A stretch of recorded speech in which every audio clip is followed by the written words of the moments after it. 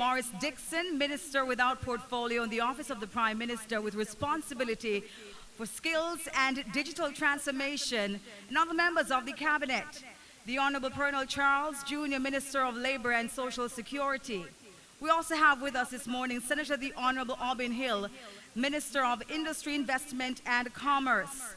Speaker of the House of Representatives, Ministers of State, Cabinet Secretary, members of the House of Parliament, Permanent Secretaries, Professor the Honorable Alvin Wint, Chairman of the Board of Directors, Hart NSTA Trust, and other members of the board. Dr. Tanisha Ingleton, Managing Director, Hart NSTA Trust, and other members of staff, representatives and partners of the public and private sectors and civil society, representatives of the media, ladies and gentlemen, esteemed guests, and LIFT participants.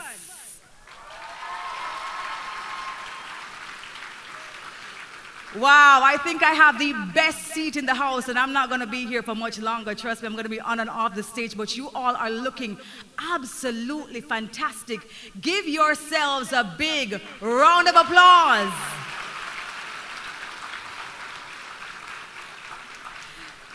Good morning and welcome to the pinnacle event of achievement and promise, the LIFT Advancement Ceremony.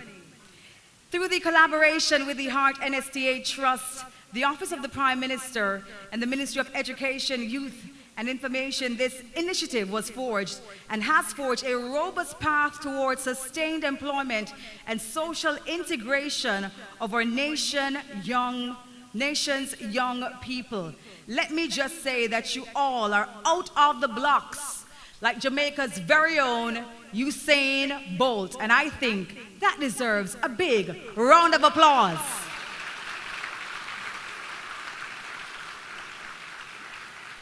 Spanning a rigorous year-long commitment, the participants of LIFT, 509 strong.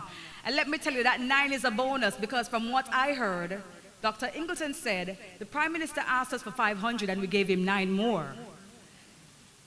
They've embarked on a journey that isn't just about learning, it's about transforming mindset. And I have one question to ask all the participants this morning. Do you feel transformed? That is where you put your hands together for what you have committed to do, what you have done. And trust me, I am so inspired because you all represent the future of this amazing country, Jamaica. Ladies and gentlemen, at this time, I'd like to invite Dr. Tanisha Ingleton to come forward, our Managing Director for the Hart NSTA Trust, who took this commitment, this challenge back in March.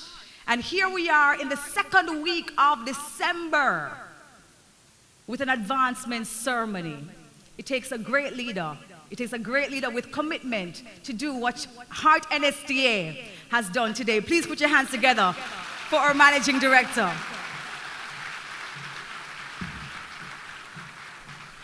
Thank you so much, Madam Moderator, Ms. Debbie Bissoon. The Most Honorable and Your Holiness, Prime Minister of Jamaica, Honorable Dr. Horace Chang, Deputy Prime Minister and Minister of National Security, the Honorable Favour Williams, Minister of Education and Youth, Senator, the Honorable Dr. Dana Morris Dixon, Minister without portfolio in the Office of the Prime Minister with responsibility for skills and digital transformation.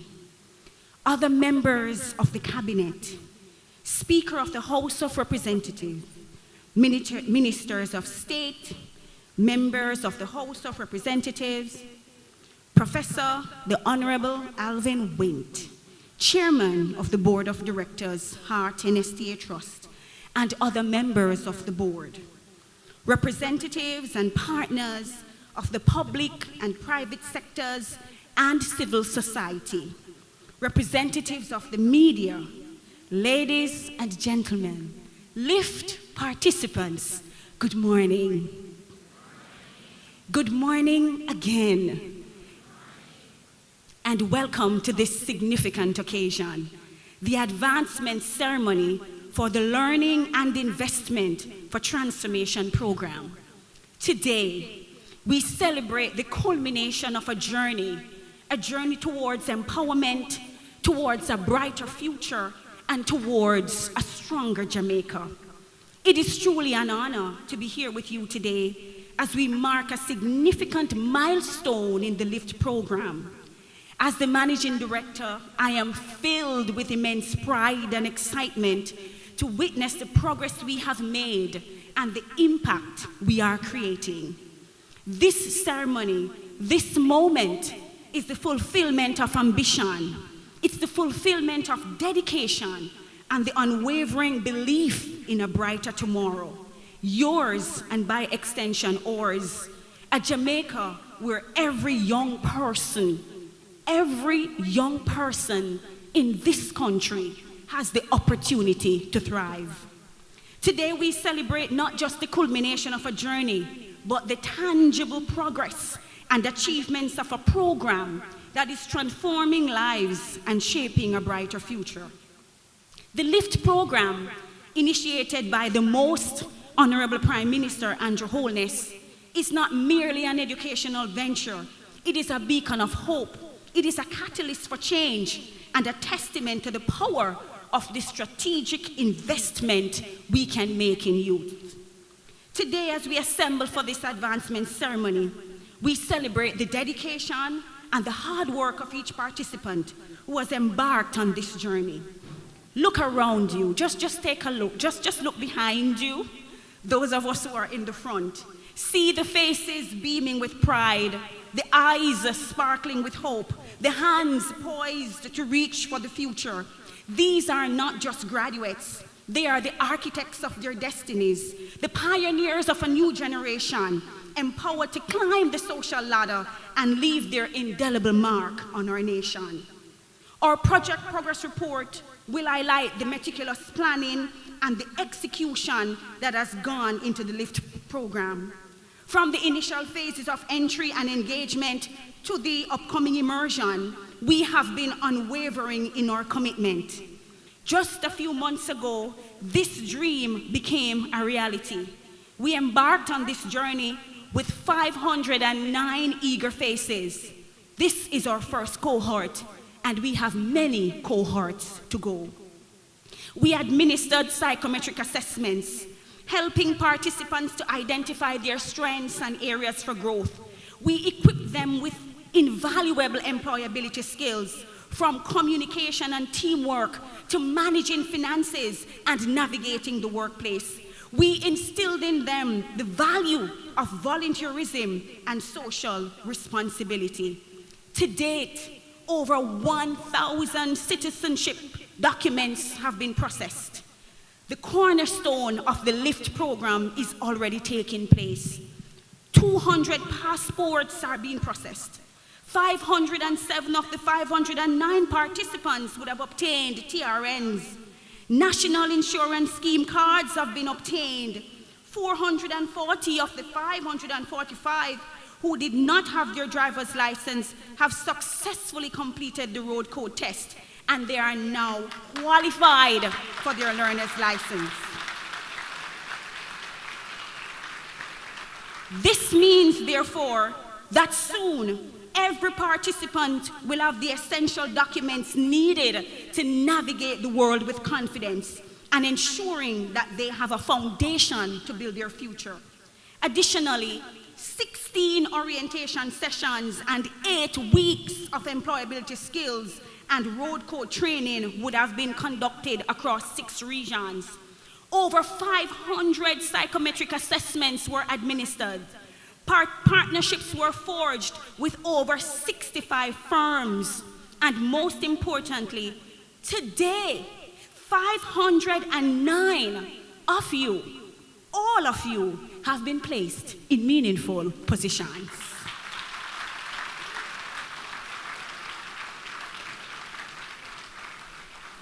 But LIFT is not just about jobs and skills.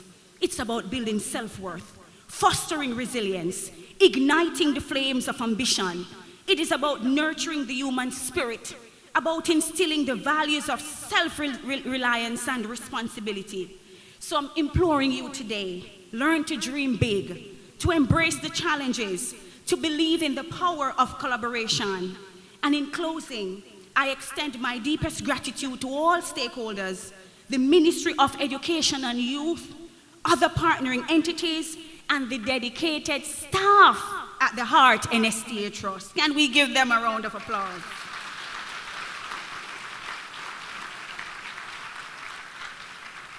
Let your success be a testament to the power of LIFT, a beacon of hope for generations to come, and a symbol of the boundless potential that lies within each and every one of you. Congratulations, participants. The future is yours. Own it, shape it, go forth, and lift yourselves. Welcome, everyone.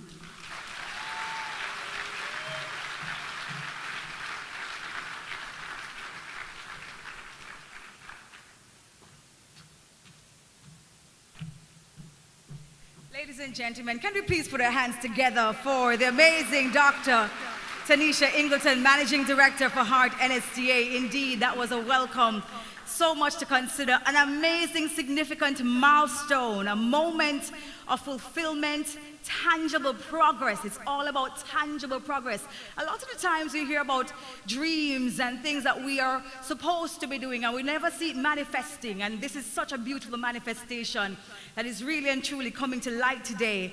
All our dedicated participants, they decided to bet on themselves.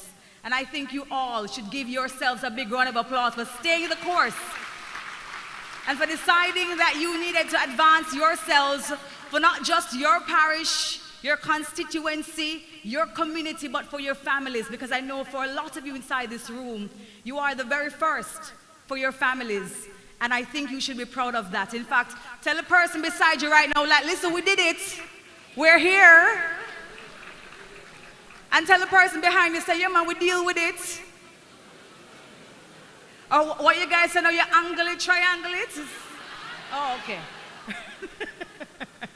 That's exactly what you did. Ladies and gentlemen, this would not be possible, as Dr. Ingleton said earlier on, without the amazing partnership from the private sector and so many other partners. And at this time, I invite to the stage Mr. Metrisiaga, CD, President of the Private Sector Organization of Jamaica, to give his remarks. Please make him welcome.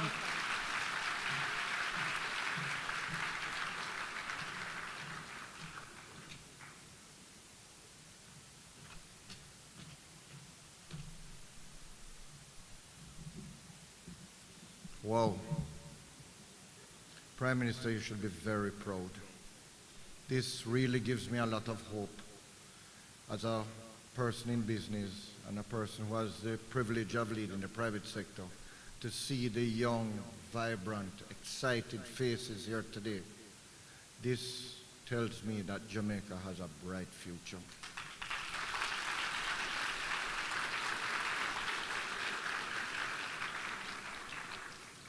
I'm going to ask you to allow me to say all protocols observed. There are so many important people here today. It would take me a long time to address you all. You know who you are. Thank you. To say that I'm honored to address you today would be a huge understatement.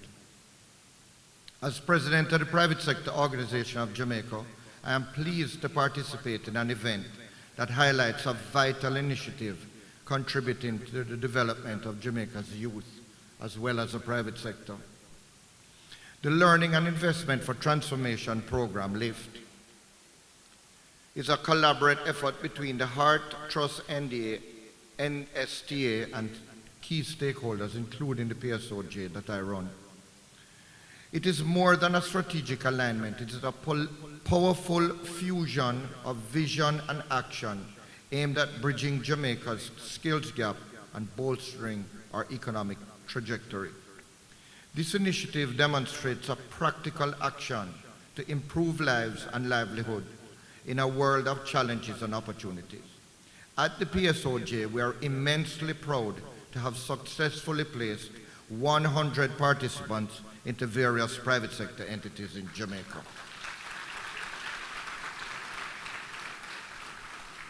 This achievement is not just a number, but it represents 100 lives steered towards a brighter future, 100 families touched by the promise of stability, and countless communities uplifted by the ripple effects of empowerment. Congratulations to the Heart Trust and STA on successfully guiding these participants through their first 2 stages of the program, entry and engagement. By equipping them with critical skills such as customer service, digital literacy, and interview proficiency, we are confident that they are more prepared for the job market and to come into our businesses. But for our part, in stage 3 of the program, which is immersion, we are not just filling immediate job vacancies. We are shaping a workforce that is diverse, skilled, and ready to meet the evolving demands of a dynamic global market. And let me point out, ladies and gentlemen, that this isn't a one-off exercise. Each company that engages with a participant is here today to help to nurture a cycle of growth and opportunity for our country. A skilled workforce attracts foreign investment, stimulates innovation, and drives a competitive edge internationally. Every young person that we mentor and guide today is a testament to Jamaica's potential on the world stage. As we celebrate the completion of the first 2 phases of the LIFT program, we do so with a sense of accomplishment, but anticipation. We have laid the groundwork for a future where our youth are not just participants in the economy, but drivers of it. A future where the private sector thrives, not just on profit, but on purpose and passion. Let me pause here to acknowledge that the true impact of initiatives like the LIFT program unfolds over time. While we are encouraged by the initial success of the program seen here today, we remain focused on its long-term objectives to build a resilient, skilled workforce and to create a sustainable, prosperous future for Jamaica. Continuing on this trajectory, human capital development remains a core strategy area for the PSOJ. We recognize that the growth and advancement of our nation are intrinsically linked to the quality and capabilities of our workforce. In this regard, we are pleased to continue our partnership with HEART, a collaboration that not only strengthens our current efforts, but also paves the way for future initiatives. While the LIFT program is a significant step in the right direction, we know it will only address some of the challenges surrounding our labor force.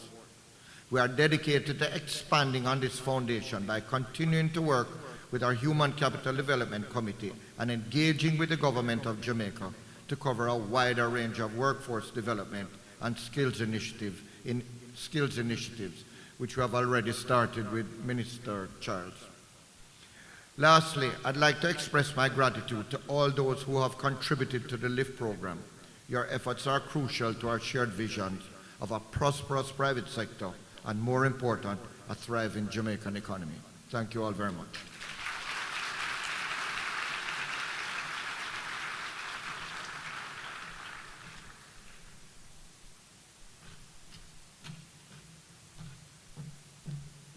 And we say big thank you to Mr. Metri Siaga, President of the Private Sector Organization of Jamaica. Can we put our hands together, please, for all the participating firms?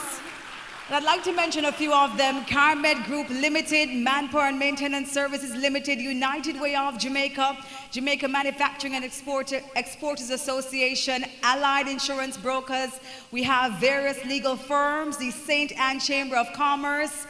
There is Barnett Limited, Sea Gardens Resort, Flow Jamaica. I don't want to get myself in any more trouble, but we just want to really and truly say we appreciate you for coming on board and for standing with our LIFT participants. Please put your hands together for all of the firms, the departments, the ministries, the agencies, for giving our people, our young people, a place to begin.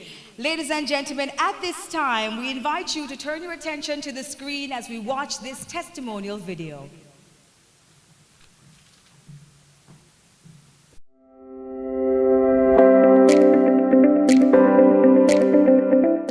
initially heard about this program when the Prime Minister was doing his budget presentation. The thing about the program that sparked interest in it for me was the investment aspect and also the transformation aspect of the program.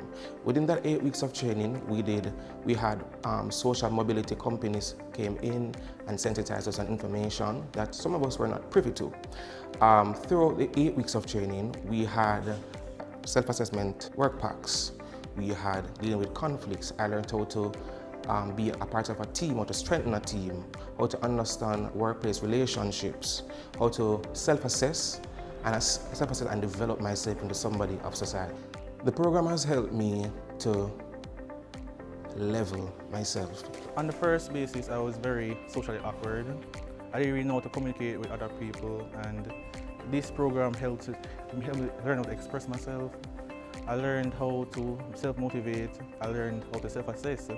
I wasn't really sure what I wanted to do, but this helped me to put me on a path that now I know that construction is what I really choose myself.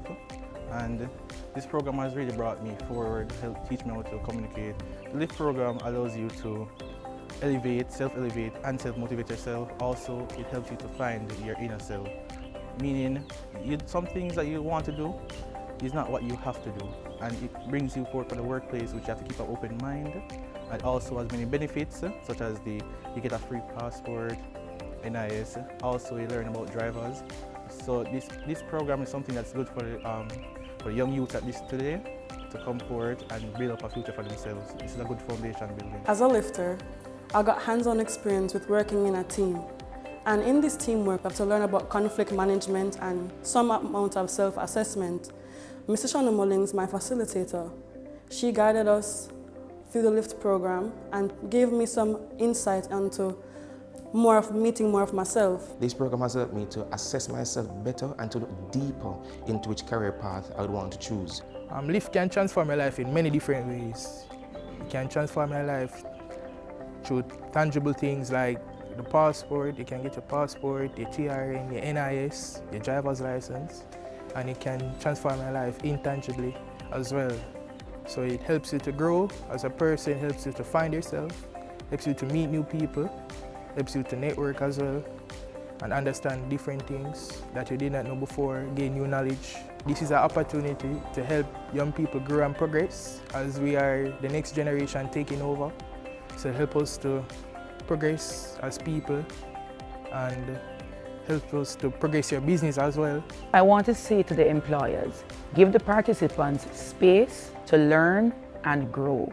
Having engaged various participants through Heart Trust programs, I know that we're looking to get value out of them, and you should expect value because they have value to offer. Having worked with them for 8 weeks, I know they have things to offer from their experiences in extracurricular activities, what they learned through the program, but also as they share these skills with you to help to develop your organization, they are also learning.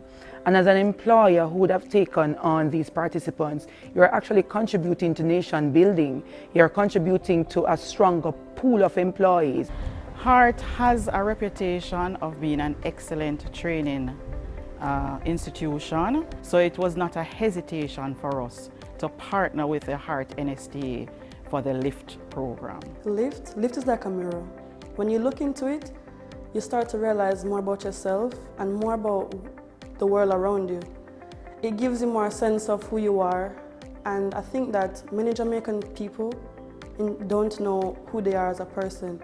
It gives you an identity.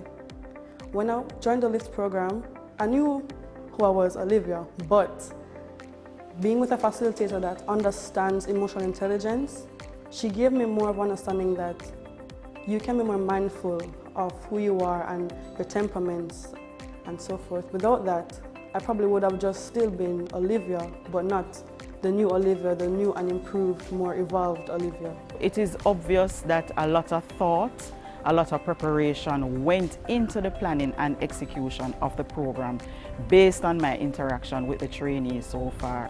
So we have warehouses across the locations that the trainees are placed at. So in the first instance, all trainees are placed in our warehouse where they will learn all the products that we distribute. I met the participants during their orientation week. They had a lot of questions. They were very eager. They were at various levels of maturity, some very fresh out of high school, some having left high school about 2 years or so with very minimal work experience.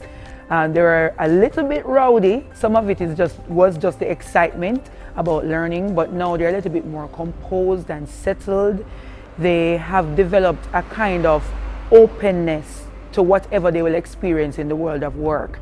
They were a bit fearful about what will happen when I go to work, what should I do? But they left the LIFT program with a sense of whatever comes, I'm going to be flexible, I'll be able to manage, I have some technical skills, most of the soft skills, and the rest will work out itself. I would definitely encourage other employers to partner with the Heart NSTA. From what I see so far, it is very structured. They have trained these young persons. Those that I've seen, they are coming in with CSEC, and some of them have CAPE. They're at the CAPE level, so that means they have done advanced level. They speak very highly of the program too. They are enthusiastic to learn, and they just want the opportunity, and we can provide that opportunity for them. So come on board, partner with the Heart NSTA.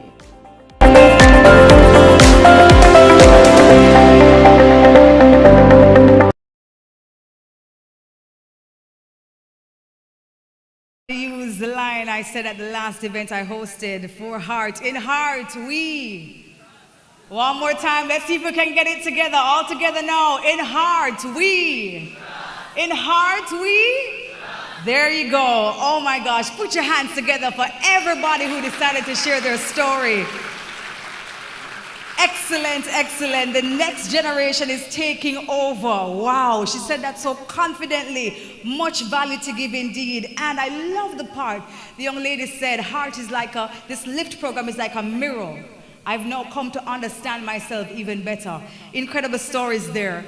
Ladies and gentlemen, the ethos of LIFT has been rooted in equipping each graduate with professional skills, soft skills, so many skills for job retention and growth. And I know our next speaker is feeling absolutely proud with what she is seeing this morning. Ladies and gentlemen, please make welcome to the stage Senator the Honorable Dr. Dana Morris Dixon, Minister without portfolio in the Office of Prime Minister with responsibility for skills and digital transformation.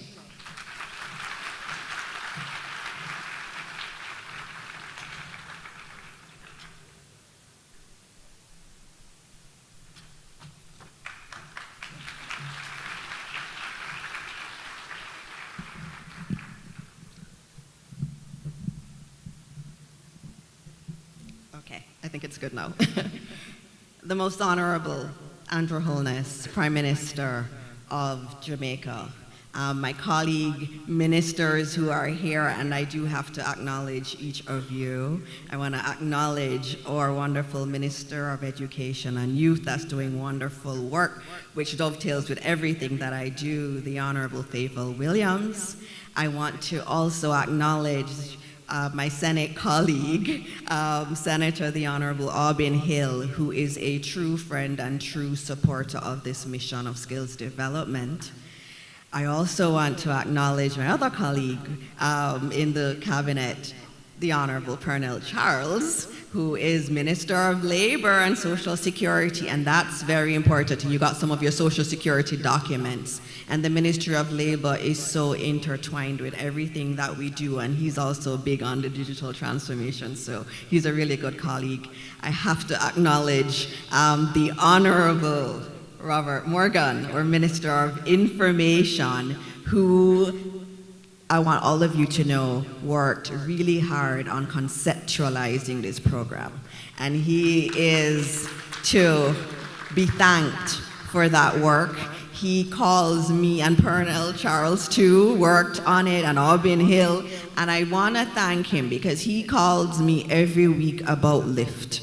How is LIFT going? And so he has pushed us along, and I really want to thank you. I want to acknowledge also our ministers of state who are here. Of course, we have Minister Juliet Cuthbert, or Olympian, here, and we also have Minister Norman Dunn. It's good to see you, and there are parliamentarians here. I see Michelle Charles. I see someone who has been such an integral part of Jamaica's development, Audley Shaw, our former Minister of Finance. It is such an honor to see you here and to see what you have built, because these 509 students represent a lot of hard work that you did while you were in your position, and so I thank you today also. I want to also acknowledge all the other members of Parliament who are here, and this is definitely bipartisan. I see MP Jackson, and I see, oh wow, you're here too. I see several MPs, and if I start naming everyone, I may miss some people, but I want to acknowledge everybody, and it's nice to see both parties here, and it signals the importance of an initiative like this. I also have to acknowledge our permanent secretaries who are here. I've seen several of them. Professor the Honorable Alvin Wint, Chairman of the Board of Heart NSTA Trust, a true patriot of Jamaica, someone with amazing skills.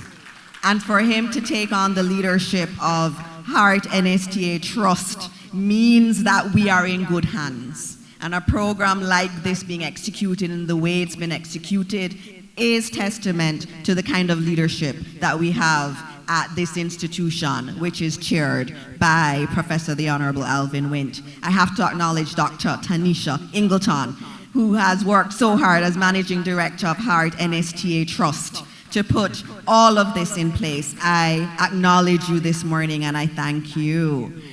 Representatives of the private sector led by Mr. Metrisiaga, thank you also, and I acknowledge you this morning, members of the media, and the most important ones here, our LIFT participants. I acknowledge you this morning. And it was good to talk to some of you earlier before we started. In an era that's marked by rapid technological advancements and shifting economic paradigms, the imperative to equip our young workforce with the necessary skills and knowledge cannot be overstated. The LIFT program was drafted to not only reduce the number of youth not in education, employment, or training in Jamaica by providing an opportunity for 5th and 6th form high school graduates to receive training and job placement, but to also give them the tools to be among the best in today's labor market. LIFT goes beyond imparting technical skills, and you've heard it. LIFT nurtures a mindset of continuous learning, adaptability, and problem solving. LIFT is about instilling values of professionalism, teamwork, and ethical conduct. This holistic approach to training is critical in preparing our young professionals to navigate the complexities of the modern workplace and to emerge as leaders who are not only skilled, but also responsible and visionary. As we stand at the crossroads of our future, we recognize that our young workers are not just employees. They are the architects of tomorrow, the driving force that will propel our industries, communities, and society forward. The investment we make today in training these bright minds is not merely a contribution to individual careers, but a foundation stone in building a resilient, innovative, and competitive workforce. As you heard, we did psychometric testing of all 509 participants. Now, psychometric tests at their core are designed to measure an individual's capabilities and behavioral style. These tests are scientifically validated and provide valuable insights that are hard to obtain from other sources. In the business realm, they are transformative tools for hiring, team building, and personal development. And for us as a country to have done psychometric testing of all 509 participants is a very big deal. And when we do this test, it says, what are the aptitudes? What are the areas where our students are best at? What are the areas that could be worked on? And that provides valuable information, not just to us who are navigating this program, but also for the students, so they can better understand who they are, and also in building their career, understanding where they could position themselves. And it also gave us insight for our work at heart.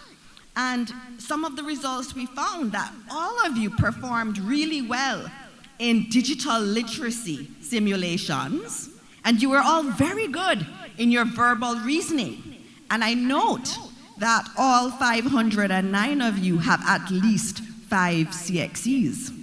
So this is a very good cohort. And Minister Williams, it says that we're doing something right if when we do the psychometric tests, they score highest on digital literacy and verbal reasoning. And where did we have to do work? The areas we have to do work coincide with where our Prime Minister has been speaking. The lowest areas were in customer service and problem solving. And so what that says is, it's good, because then we know how to tailor the programs. We understand what we need to do more work on. And today when I was greeting the students, I said, hello, how are you? And they were all saying, how good they were. And one of them said, and how are you doing? And I said, you have the roots of great customer service. I would hire you right away, because you understood that it could be a two-way dialogue, and you understood to ask me. And so we understand and we know the areas that we have to work on. And as we go through this 1-year program, there are going to be parts where we do additional training. And when you've done psychometric testing, when you have real data in front of you, you can tailor the training to make the kind of interventions that we need to make. And so I'm very grateful to Heart for having done this, and we used a world-class system. It's the same systems you would use in the private sector that was used, and which can sometimes be very expensive. But we believe it's an investment in all these 509 people, and it's an investment in our country. In terms of professionalism, as I stand before a generation of workers who are poised at the threshold of their careers, I say to you that professionalism is absolutely critical. And professionalism is not just a buzzword, it's a philosophy, it's a way of life that can set you apart in today's competitive world. It's about how you conduct yourself, how you interact with others, and how you approach your work, which is what we've been trying to teach.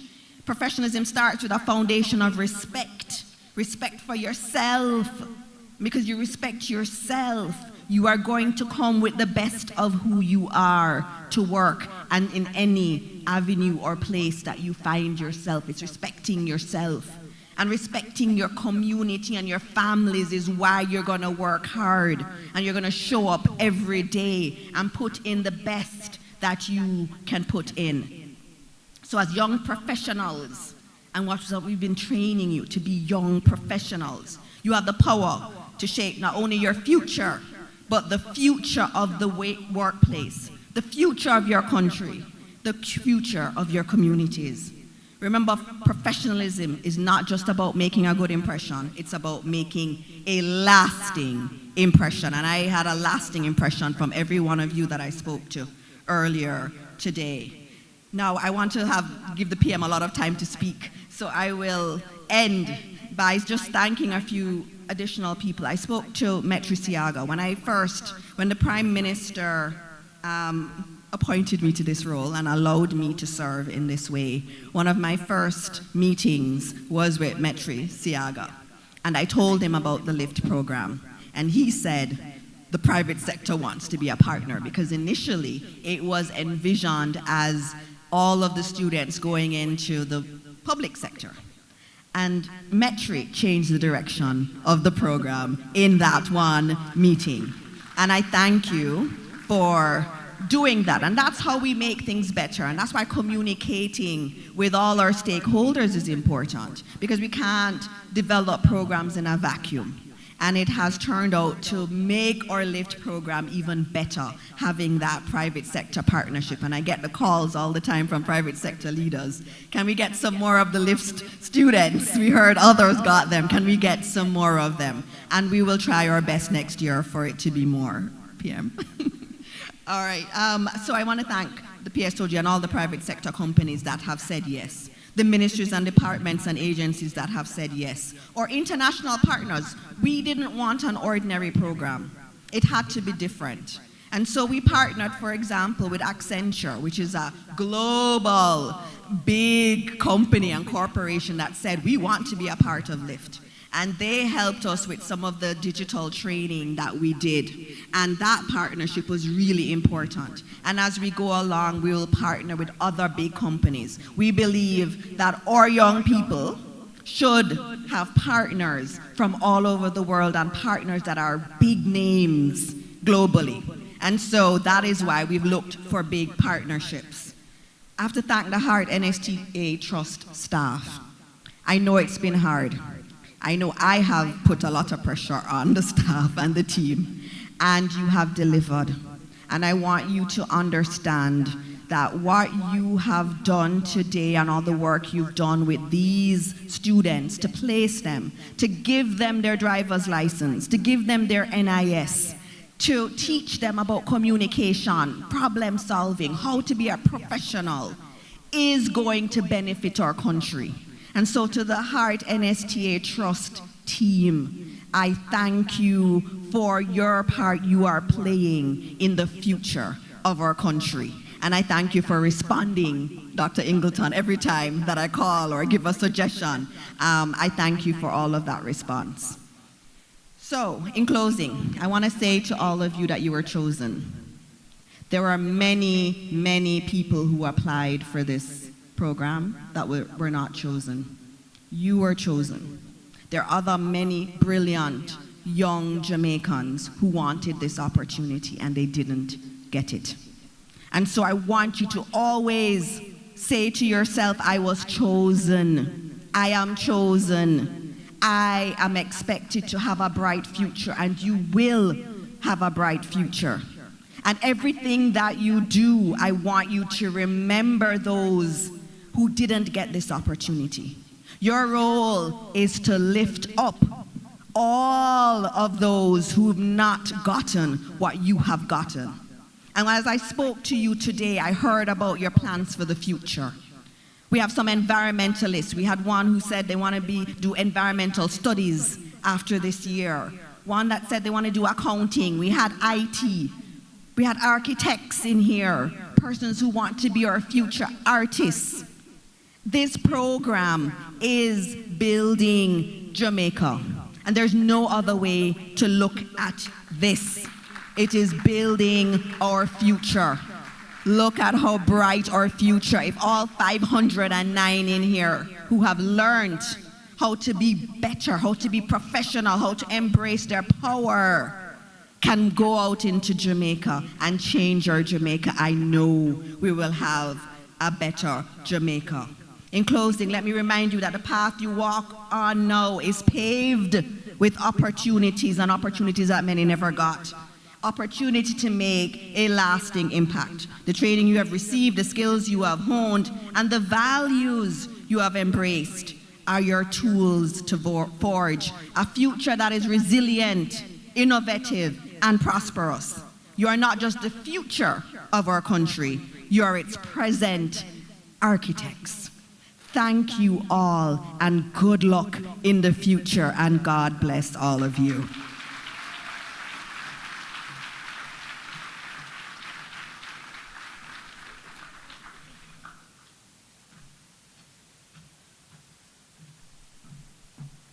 Ladies and gentlemen, please put your hands together for the powerhouse, Senator the Honorable Dr. Dana Morris Dixon. She may be short in stature, but trust me, she has a big heart, big voice, big mind, big dreams. And we thank you so much, Senator, for reminding us to make full use of the opportunities that are given to us as we build Jamaica. Because the world is moving, and as Jamaicans, we don't know what it means to come last. Am I right or am I right? Exactly. We know only what it means to be winners for sure. And so we have to do whatever is necessary to push ourselves forward, because the investment that we make today is what we're going to reap in the future. And if you did not know that the future favors the prepared. And so we applaud again the Heart NST and all its partners, all the agencies responsible for preparing our young people for the future. Please give them another round of applause. Thank you so much. And at this time, I invite you all to turn your attentions again to the screen for the LIFT report.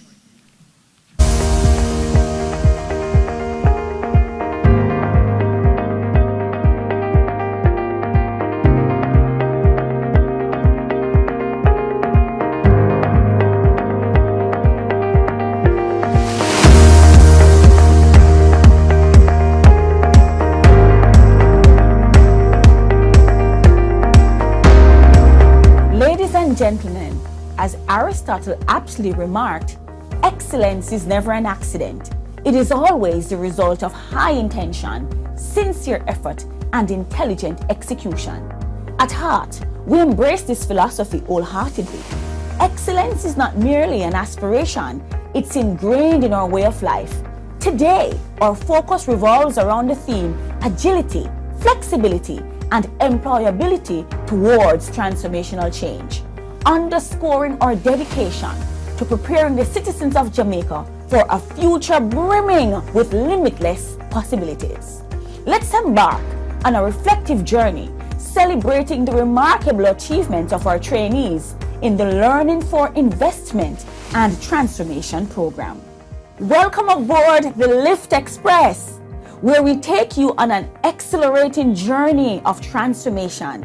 Today, we're diving into the incredible story of the Learning and Investment for Transformation program, conceptualized by our visionary Prime Minister, the Most Honorable Andrew Holness, and announced in his contribution to the budget debate in March 2023, where 2,500 school graduates will be elevated towards a brighter future by 2028.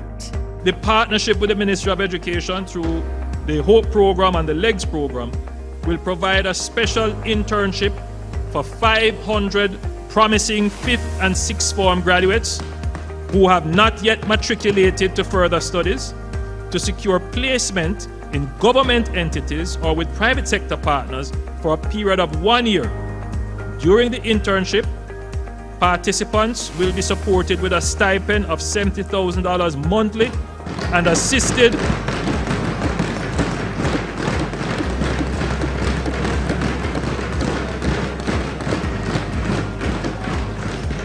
They will be assisted with the establishment of bank accounts and passports and other civil documents. There will also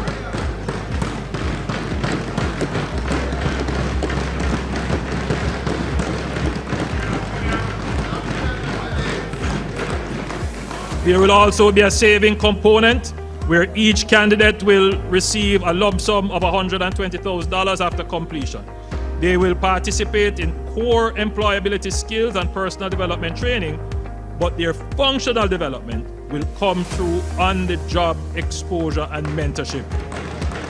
Welcome aboard the LIFT Express. Buckle up as we explore the 3 phases of this incredible initiative.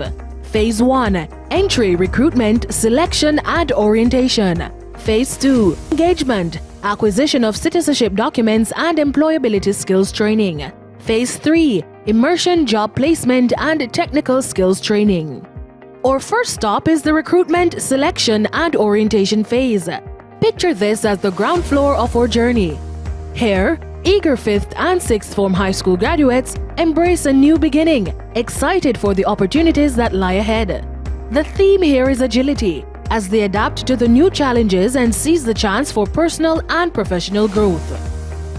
Students were recruited from across all 63 constituencies on the island with the assistance of the various members of parliaments and their support teams, who did an incredible job in helping to guide applicants through the process. LIFT opened doors I never thought was possible.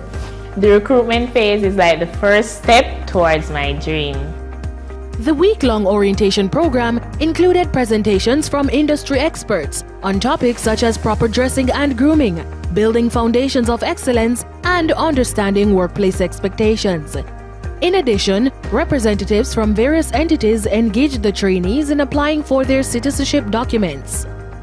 During this phase, trainees were required to do a psychometric assessment to ascertain the levels at which they were operating to inform the employability skills training.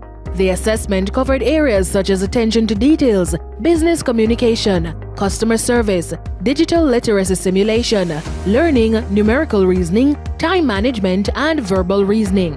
Participants' performance was highest in digital literacy and verbal reasoning, with averages of 82% and 79% respectively. Performances were lowest in customer service and problem solving, with average scores of 50% and 32% respectively. This data provided guidance regarding the areas of focus for the employability skills training sessions. A critical component of the program is the acquisition of citizenship documents. Students were assisted in acquiring their passports, NIS, TRN, and their learner's license for driving. As the elevator ascends to the second floor, we enter the employability skills training phase. Our journey begins with the 8-week onboarding phase. Like the first floor of a building, this level is the foundation for the students' transformation. Here, they received essential knowledge, honed their skills, and cultivated the mindset needed for success and gaining crucial skills for the workplace. Flexibility is key as they absorb knowledge like sponges, becoming well-rounded individuals prepared for any career path. The Employability Skills Training Program was delivered utilizing two approaches, a self-paced session on the Accenture platform as well as a detailed curriculum offered through City and Guilds. Instructors engage students in topics such as emotional intelligence, success in work, thinking critically, understanding technology, and problem solving, to name a few. Training was also facilitated for the learner's license test through our collaboration with the Island Traffic Authority. We are indeed proud of all our participants. All were successful in their assessments, showcasing a 100% success rate. We also saw a significant increase in areas of weaknesses identified based on the results of the post-psychometric assessment done. Let's give our trainees a rousing round of applause. Moving up to the third floor, we reach the acquisition of citizenship documents phase. Here, the students work together with their program officers and parish managers to process the tools they need for societal assimilation: passports, bank accounts, identification cards, TRNs, and even their learners' driver's licenses. The theme is employability, as they secure the necessary documents for a successful future. It's not just about textbooks, it's about equipping these young minds with the tools to navigate the global stage. During this stage, the organization was able to assist trainees in acquiring TRNs and those eligible for NIS. 454 bank accounts were opened. The remaining 55 are to complete the process in December. All have sat their learner's permit test as per the new Road Traffic Act. All successful participants will receive their learner's licenses after invoices are received from the Island Traffic Authority and payment made. Passports are being processed by PICA for those participants who are without. This is expected to be concluded in December 2023. In preparation for the final leg of the journey, the team engaged employers across various ministries, departments, and agencies, as well as the private sector. These took the form of both online and face-to-face sensitization sessions. In October, a virtual national sensitization session was conducted for participating MDAs and private sector firms. Additionally, 4 sessions were arranged at the regional level, with approximately 65 participating MDAs and private sector firms attending collectively. Finally, we reached the top floor, job placement and technical skills training, the pinnacle of the LIFT program. Here, our graduates step out into the world of work, fully equipped and ready to not only contribute to various firms, but to receive guidance from experts to develop their skills on a pathway to skills certification and building a career. Ladies and gentlemen, our esteemed partners, employers, and the incredible trainees of the Learning for Investment and Transformation program, I am thrilled about the journey we have undertaken thus far. and extend heartfelt gratitude to our key stakeholders. The LIFT program has been nothing short of transformative. Our trainees have embraced the values of agility, flexibility, and employability, gearing up for a future of meaningful contributions to society. I want to take a moment to express my sincere thanks to the key stakeholders who have played pivotal roles in making LIFT a success. Starting with our most honorable Prime Minister, thank you for your vision for human development for Jamaica. Thanks to Senator Dana Morris Dixon for your strategic guidance in the execution of the program. And to our Professor Went, our chairman, for your extraordinary governance of the organization. To our members of parliament and their dedicated teams, your unwavering support have been instrumental. Immense gratitude to all our valued stakeholders, in particular our employers across the various ministries, departments and agencies, as well as the private sector firms. I must also give special commendation to all participants and to my staff and partners who work tirelessly to make the program the success it has been thus far. As we move forward, I encourage employers and trainees to continue working hand in hand. Together, we can achieve the desired goals of creating a skilled, agile, and employable workforce that will contribute to the transformation of our society. Thank you, everyone, for your commitment and support. Let's continue to lift each other towards success. And there you have it, the LIFT program of empowerment and change, designed to equip trainees to stay ahead in a rapidly changing world. They're empowered with agility, flexibility, and employability, propelling them towards a future of endless possibilities. These students are not just trainees, they are the architects of their future. We look forward to seeing the impact they'll make on society. This is not just a LIFT ride, it's a journey towards transformation. I'm not just starting a job, I'm starting a career thanks to LIFT. Passport open up, TRN open up, bank book get open up. What you mean? LIFT a big program, LIFT provide all we with jobs. LIFT for the youth, LIFT from the ground, LIFT believe in young generation. What you mean? LIFT a big program, we agree. LIFT make we strong, LIFT for the youth, LIFT from the ground, LIFT believe in young generation.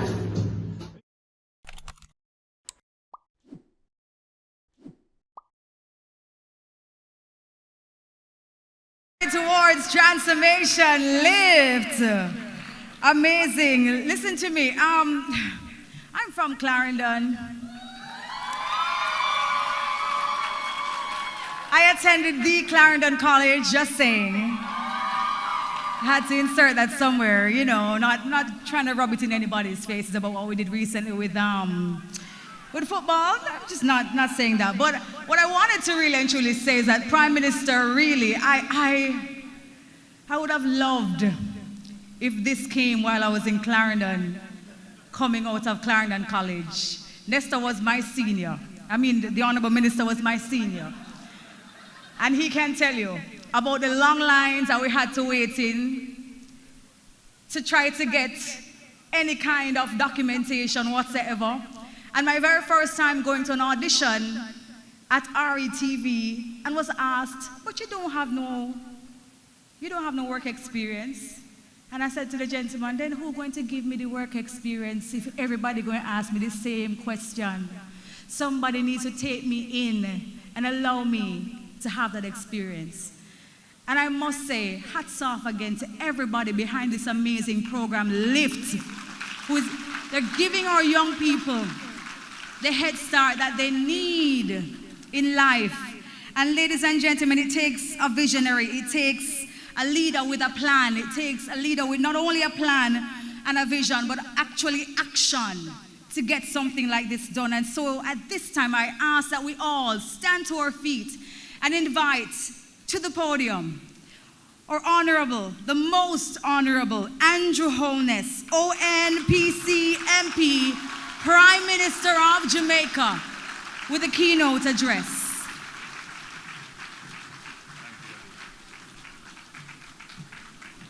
Thank you, Debbie, for that wonderful introduction.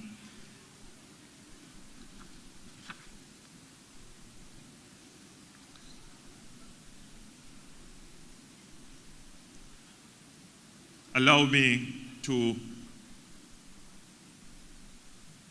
acknowledge the members of the cabinet who are here, the members of parliament who are here, the representative from the private sector, members of the Heart Trust NSTA, but most importantly, allow me to acknowledge the graduates.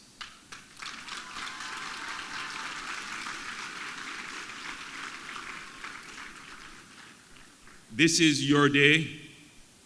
This is your hour of achievement.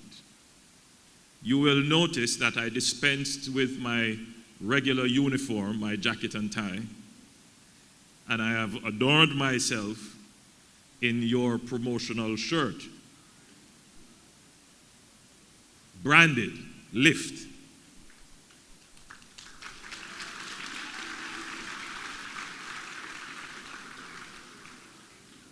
I have a few other engagements today, and I will be wearing this shirt to those engagements.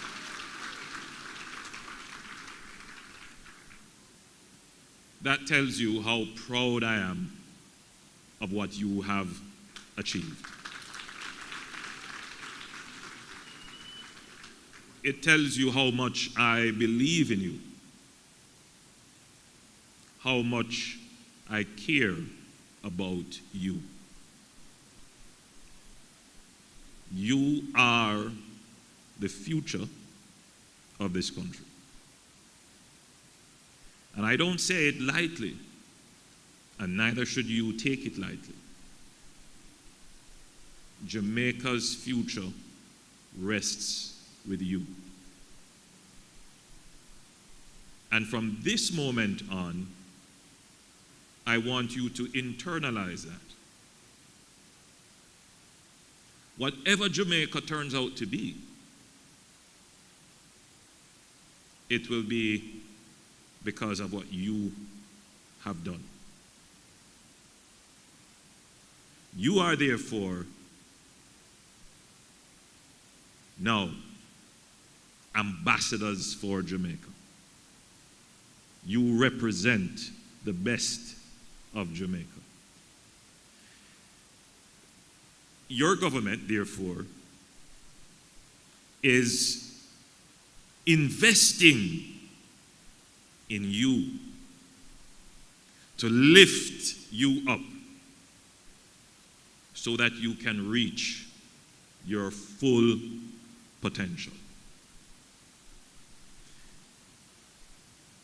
So, it gives me great pleasure to address 509 graduates of the Learning and Investment for Transformation program, the LIFT program. First and foremost, let me commend all of you for completing the program. We have had many programs before. Some persons start and they don't finish. The resources expended are wasted. But I can say for this program, all who have been accepted into the program have completed the program.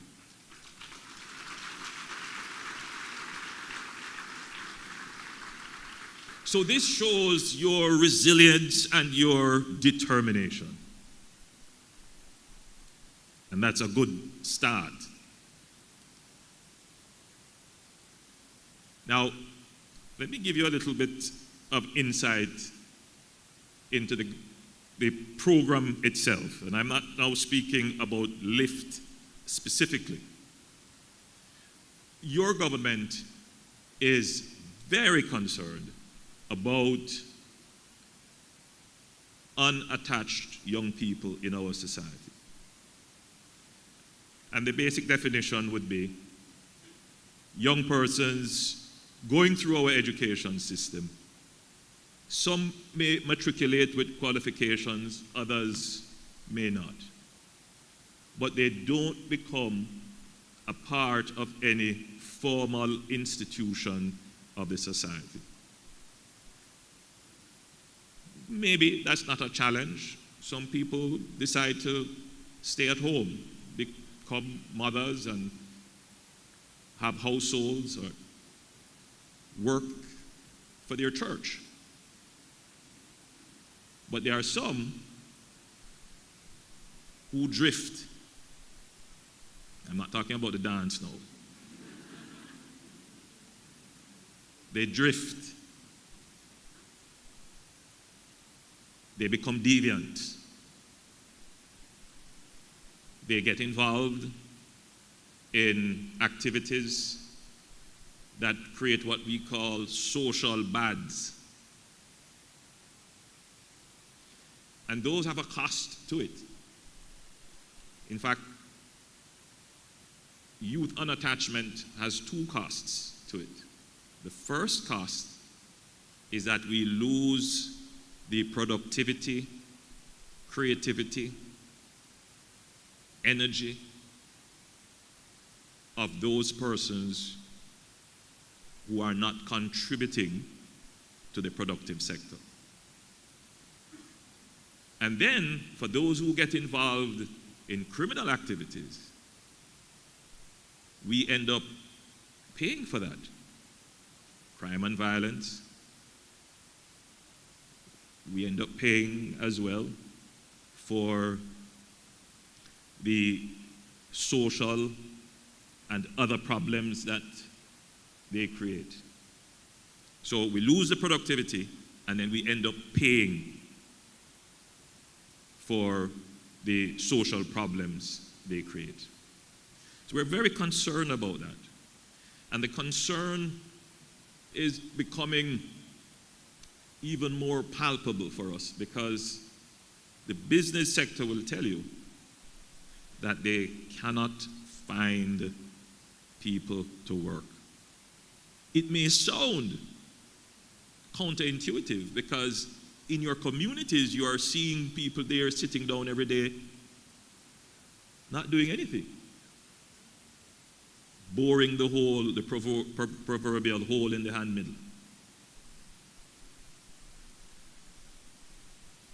So it is a challenge for the government to figure out how do we get these unattached youth into the productive sector. Now, let me tell you where we are now in our history. We are now at 4.5% unemployment. What does that mean? Yes, if you please.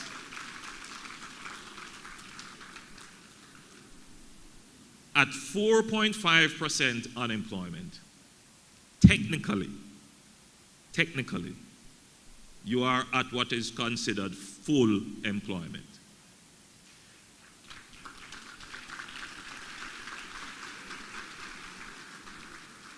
Yes. So, this is so because in any country, you will never have 100% employment. There will always be a certain number of persons who are in between jobs. Right? So, I'm leaving this job to go and get another job. When the survey is done and you're asked, are you employed? Your answer will be, no, I'm not employed, no. It doesn't mean that you won't get a job. There's a job there for you. But there is this kind of what they call frictional unemployment. In any society as well, businesses close down. Technology may have changed, and that business is no longer relevant, and another business is emerging with new technology. And the staff that is released from the business that is closing down, they have to go and get reskilled in order to get the jobs in the new business that is emerging, and you call that structural unemployment. So there is always some unemployment. But the point of fact is that the economy is generating a job for every person that is willing and able and actively seeking a job. And that is where Jamaica is today. The economy is generating jobs and could easily hire everyone who is seeking a job. But we have a slight problem in Jamaica. Not a slight problem, it's a huge problem. And that is employability. So the employability is not just about a structural issue. Firms are closing down and other firms are opening up. This now is about whether or not the people in the country have the skills, and it is not just the technical skills, to be brought into an organized, structured, orderly, rules-based workforce. That is the huge problem. So when employers say, and I have experienced this many times with employers coming to complain, and then I've seen it on the other side where I'm on tour and a young lady came up to me and said, you know, I went on so many interviews, I went for the job, and they don't hire me. And then when I speak to the employers, they say, you know, I have to interview 10 persons to find one. That tells you that we have a problem with training, skills level, but also the finer skills, the employability skills. Because it's one thing to take in a very good programmer, a person that has 5 CXCs, and you put them at the front of your establishment, and someone walks in, and that person's head is down, they're on their phone, and somebody says, good morning, and their head is down and they're on their phone. And the person says, I'm here to see so-and-so. And the answer, I'm not there now.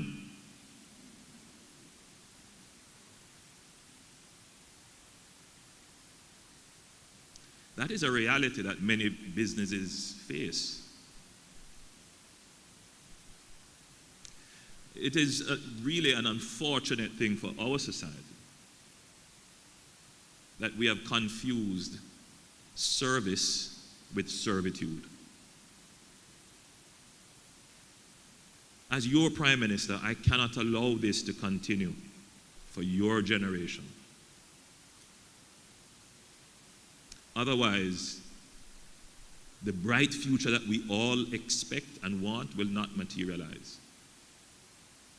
So we have to take decisive and instrumental actions today to ensure that you have the skills to be able to realize that bright future that you are the creators of. Because a real challenge is that there are many of you, even in this room, who believe that "Im na dey now" is a correct response.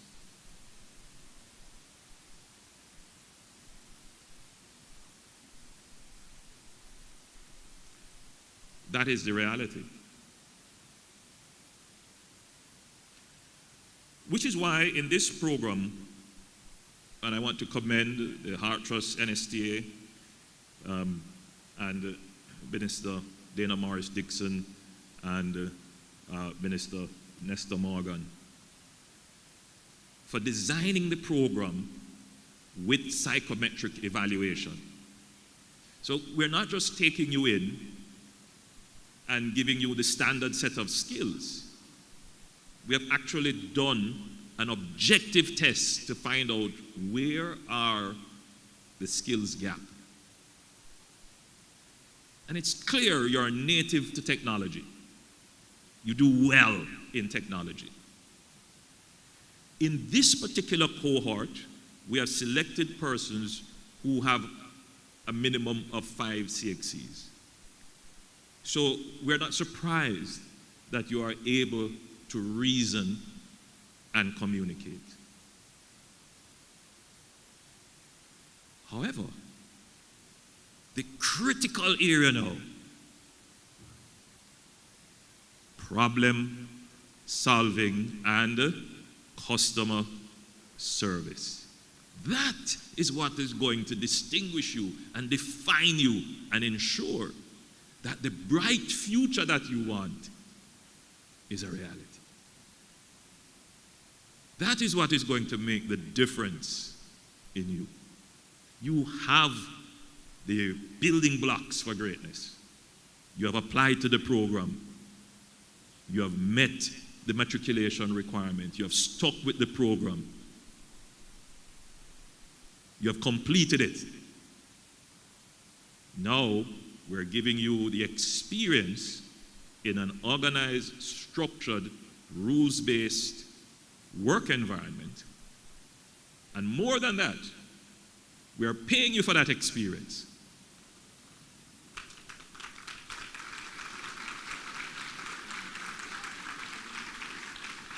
We're giving you a stipend, and we're helping you to develop another important skill for your success, and that is savings. So it's a compulsory saving, but it's important that you don't get all the funds and buy the latest iPhone.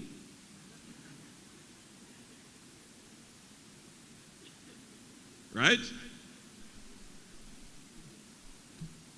So you put aside some for later, you get the experience, but we are also hopeful that the work leaders that you encounter and your colleagues as well will have a dramatic impact, life-changing impact on your outlook on life.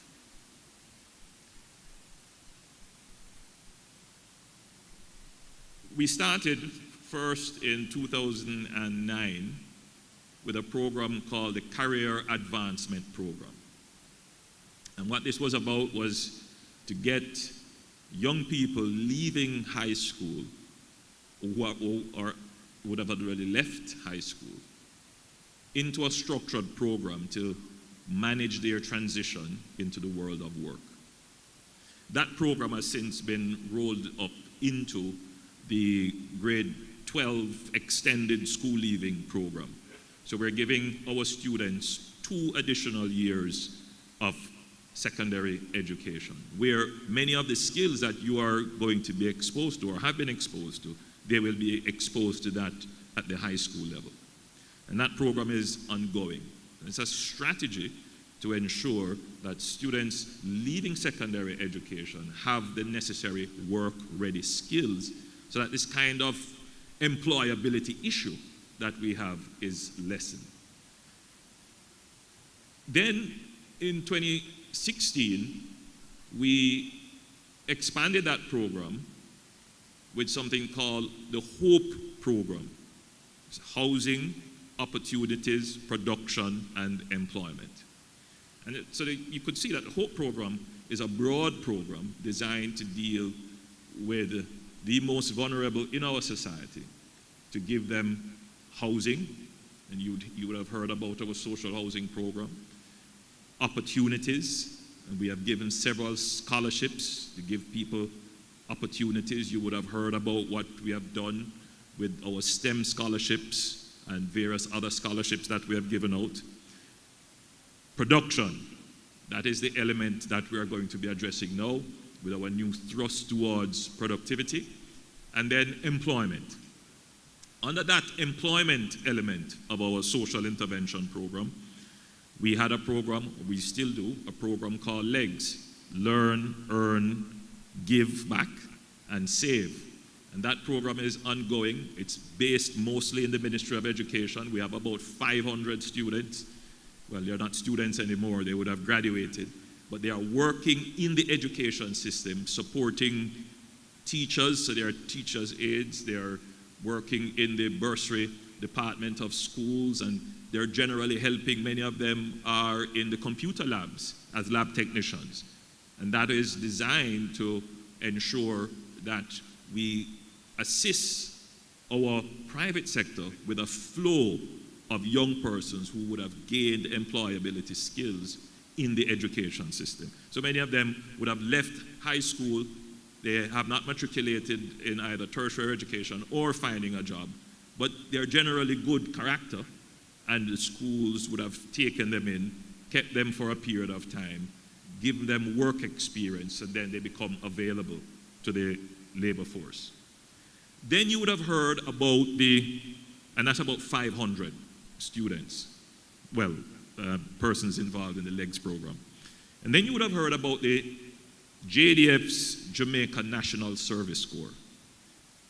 That is another excellent program where the JDF intake each year is through this program. We take in between 350 to 500 2 or 3 times per year, and then they are trained for 1 year. They are trained in military craft, but they are trained in other skills as well, character development, personal development, same modality, they are paid fully. Some will matriculate into the JDF, depending on how well they do, and then others will find jobs in other fields of security. Some will join the JCF, some will join the fire brigade, some end up at PICA, and some end up in industry because it is such a very good training program. So in 1 year, we may train between 1,000 to 1,500 Jamaicans in this program. Again, dealing with this employability issue and providing well-trained labor to the workforce and to our private sector. And then HEART itself has a JNSC program, and a year ago I was here participating in a similar event like this where 300 youngsters participated in the HEART JNSC Youth at Risk residential training program, and that was also a very exciting time. And again, that's another attempt of the government to provide persons with the employability criteria to the workforce. Then some of you would have heard about the TAP program. This is the Technology Apprenticeship Program, which is funded by the USF, the Universal Service Fund, and that does roughly about 1,000 to 1,500 young people per year. And then we have our various summer employment programs, and that's very, very large. We do maybe between 15 and 20,000 youngsters every year in the summer. They get an opportunity to get exposure, to get work, they get a little pocket money, and that helps them to go on to further education. And then we have the Jamaica House Fellow, which is a much smaller program designed to get our tertiary level students into education. So I wanted to point out to you that this cohort of the LIFT program, you are among a whole suite of programs developed by the government to ensure that we are solving this employability issue. So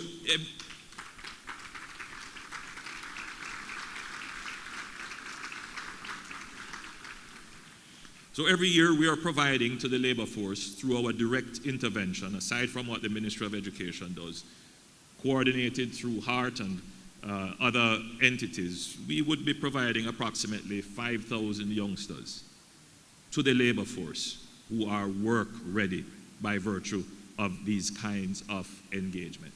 I'm particularly proud of the LIFT program, because the potential is right here,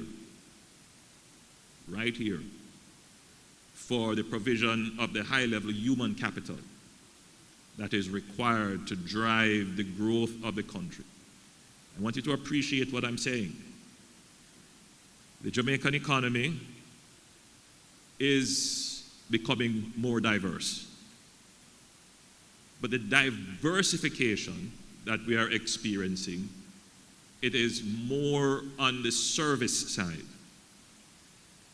In fact, the fastest growing industries in Jamaica would be the global services industry. You may call it the business process outsourcing industry, but it is more than that. It is also the knowledge service industry and tourism.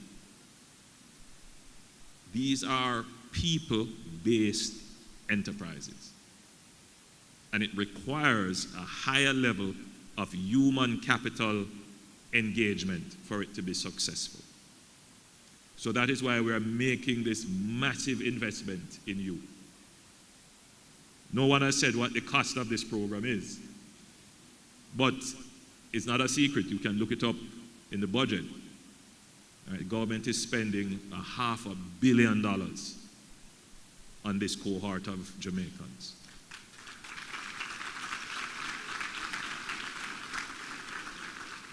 $500 million. That includes all the cost of training, your stipend, and all the other associated costs, including the cost of helping you to become documented citizens of your country.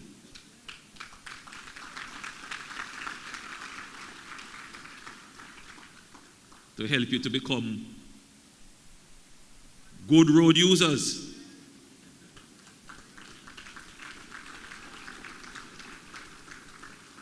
To get you integrated into the financial system.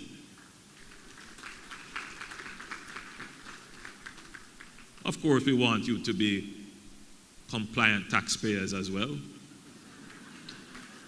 So your TRN is absolutely important. But we want you to travel and experience the world and see all the great things that are happening globally so that you can come back to Jamaica and lift our standards.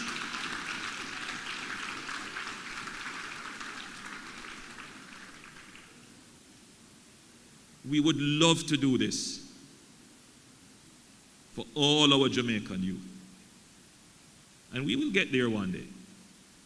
As you can see, I've laid out for you all the programs that the government is doing to ensure that our youth are able to fulfill the future they want for themselves. So,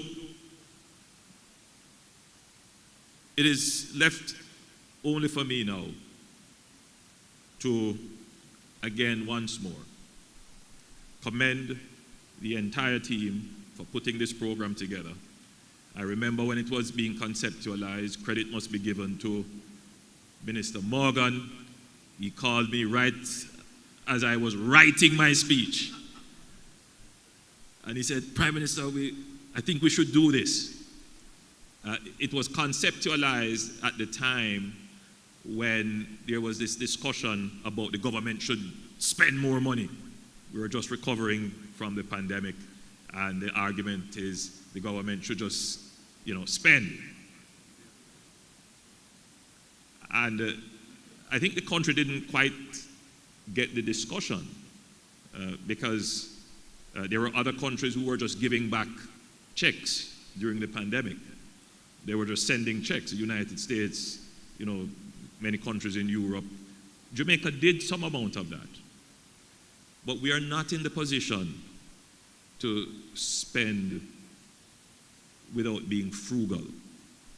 So whatever we spend on, it must be an investment. And so we did spend for social welfare reasons.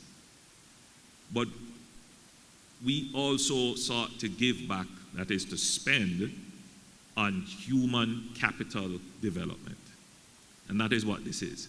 This is a give back of government's revenues, your tax dollars, on you for human capital development.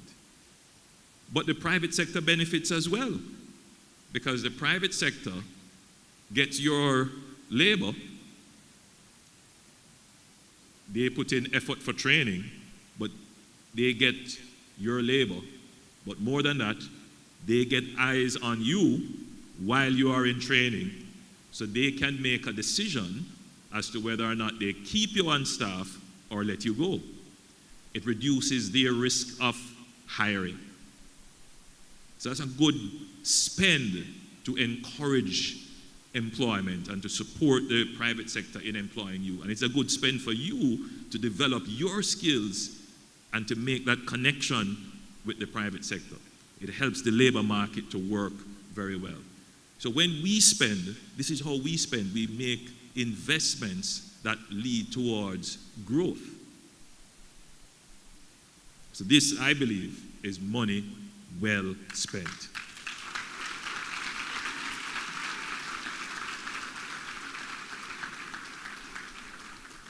All I would say is that for the program to be expanded, and I'm saying it in the hearing of my good friend Metro Seaga, who immediately perked up as I mentioned his name, because he knows what is coming now. That for the program to be expanded, the private sector has to put some money on the table with the government. We're going to continue with the budgetary allocation. I can't say it will be increased. We're going into that budget season now, and I'm sure based upon this, you know, Minister Dana Morris-Dixon and Minister Favour Williams and certainly Minister Charles and Minister Morgan, they're all going to be batting for more money. But I am of the view that we could easily have 1,000 youngsters in the program with the support of the private sector. And I believe that would go a far way in a more structured approach to treating with this employability issue. So my last message then is commend the team for putting this program together. It was properly conceptualized. Special thanks to Hart, to Tanisha and her team and the chairman for structuring the program. As you would have seen in the videos that were played, it's clearly a very well structured program.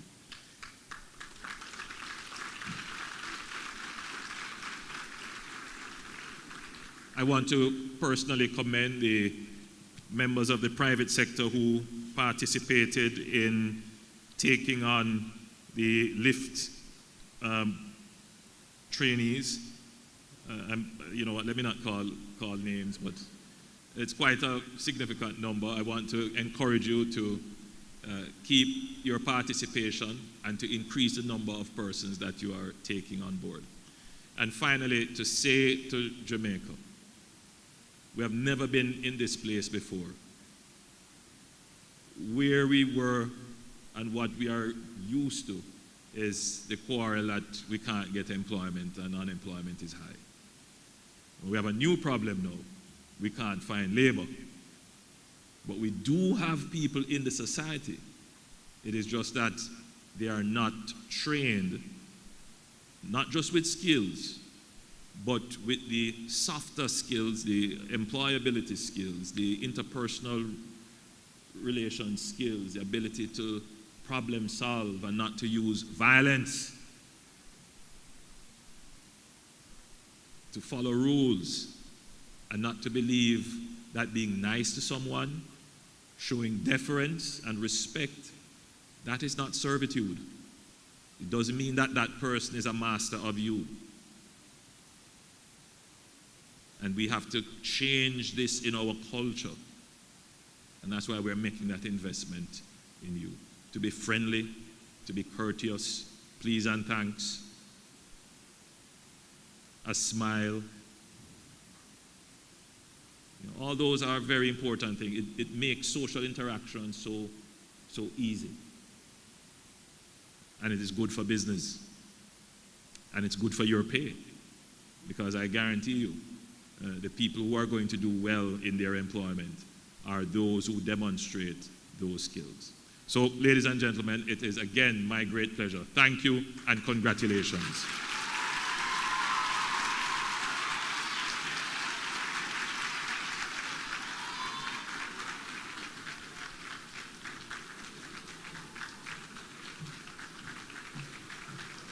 Ladies and gentlemen, can we put our hands together and give our Honorable Prime Minister a rousing round of applause for his keynote address. Thank you so much, sir. Thank you for challenging us. Thank you so much for giving us the information to allow us now to understand what is really at stake and our responsibility with this opportunity that we have been given to be ambassadors for our country, to be ambassadors for our communities, to be ambassadors for our families, to look forward to a future for Jamaica that we all can say we were all actively involved in because we showed up and we showed out. And indeed, it is important for us to understand that LIFT is really and truly just a way for us to get out of the blocks. And it is up to us, with this opportunity given, to do the rest of the work. Are you committed to doing this, lifters? Are you committed to transforming Jamaica in the place that we want to live, work, raise families, and do businesses? Put your hands together again for the future that we are creating.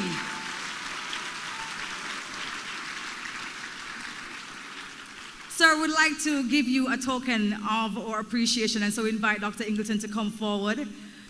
The Heart NSTA, they've created these two beautiful pieces.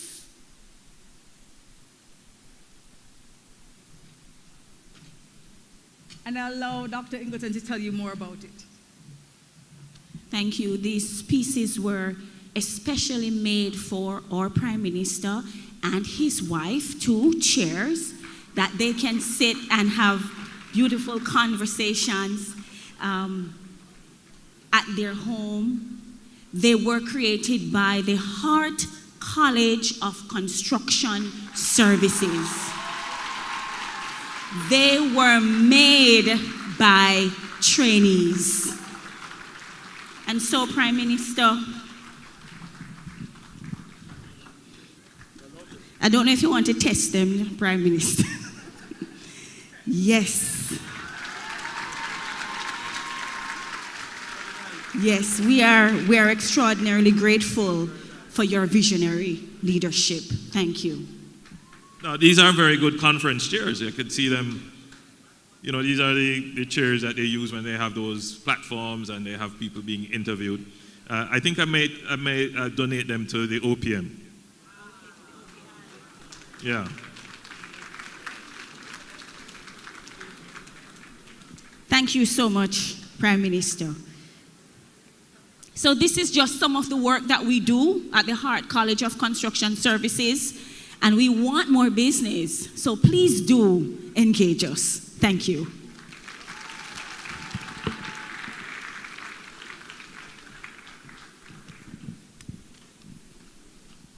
Audio check. Thank you so much, Dr. Ingleton. Beautiful his and hers chairs. Wonderfully made. Ladies and gentlemen, at this time, we are preparing ourselves for the presentation ceremony. And as the chairs are being removed, I invite the parishes to get themselves ready. I saw earlier on that we had the signs for each parish represented here today. Can you hold those signs up for me? There we go. I'm seeing St. Mary's, St. Thomas, Portland, Manchester, St. Elizabeth, St. Andrew, Kingston, Hanover, St. Catherine, St. James, Clarendon, Westmoreland in the house. St. James, I'm missing some people. Who am I missing? Hanover, I saw Hanover at the back. So ladies and gentlemen, for this presentation ceremony, we're going to be inviting back to the podium the Honorable Prime Minister, along with Senator the Honorable Dana Morris Dixon. We're also inviting at this time Professor the Honorable Alvin Wint and Dr. Tanisha Ingleton to join me here on stage. And we're going to be calling up the participants in order of the parishes. Please join me, sir, on stage. Or PM, Professor Alvin Wint, Dr. Ingleton, Senator the Honorable Dr. Dana Morris Dixon. And we're going to have our key members standing in the center. Maybe we can move the podium to the side of the stage.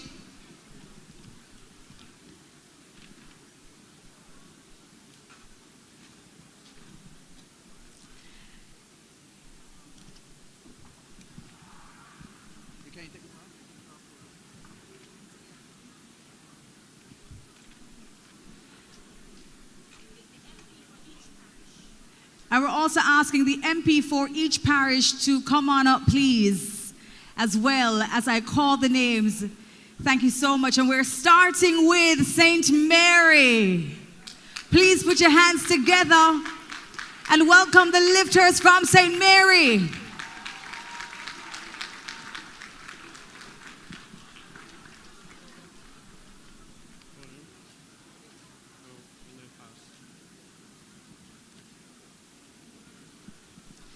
So we're asking all the participants to stand on either side.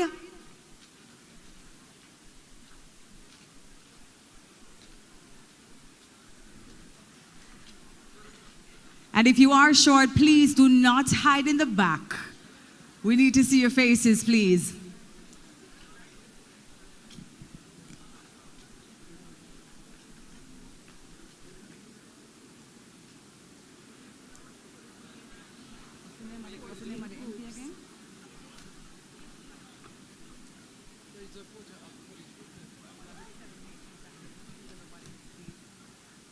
We have with us Dr. Norman Dunn, St. Mary. Photographers, I'm counting on you to make sure that we have the perfect shot, please.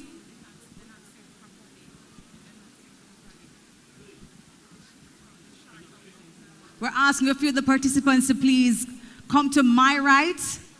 Come to my right, the right of Professor Wint.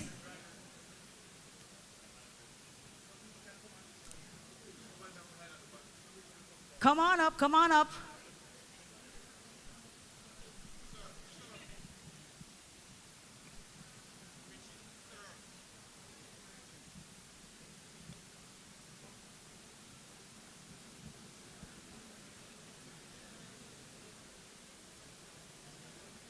The parish of St. Mary, ladies and gentlemen, put your hands together for them, please.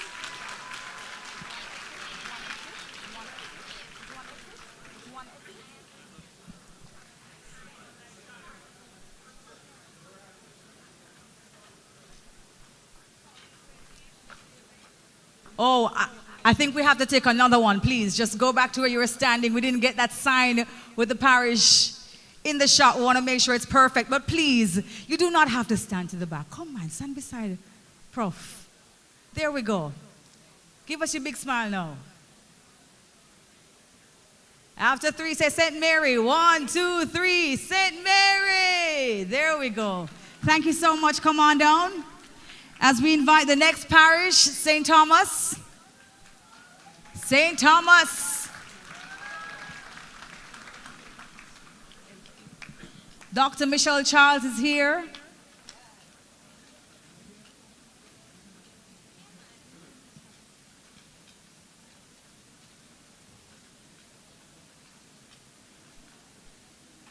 And Mr. Music, you could play some processional music.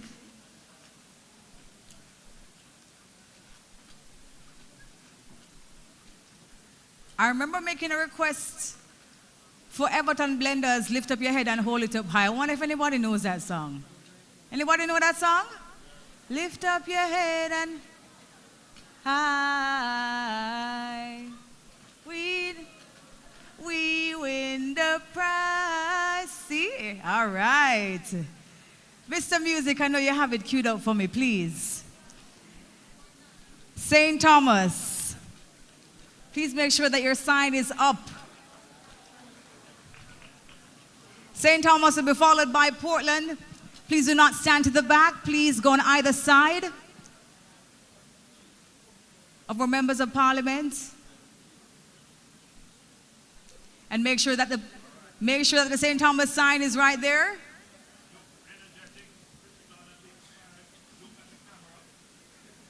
That's right. Look like you've gotten lifted. And we're taking the picture. We're saying St. Thomas in. Photographers ready? Ready, photographers? 5, 4, 3, 2, 1. St. Thomas. Big smiles everywhere.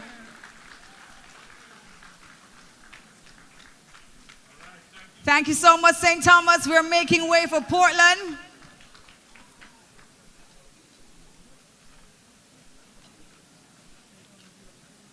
We are making way for Portland. Come on down, come on down. After which we'll have St. Anne.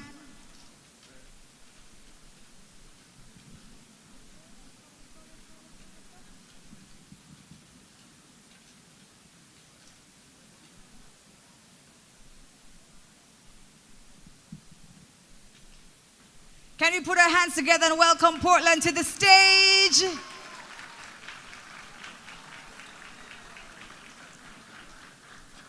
Beautiful parish of Portland.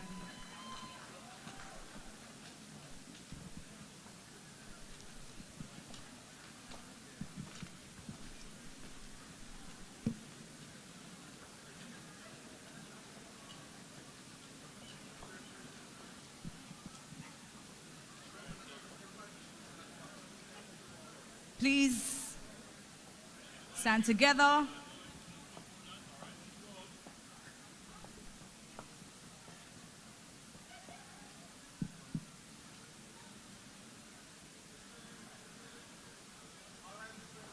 All eyes this way. We're saying Portland in 3, 2, 1. Portland.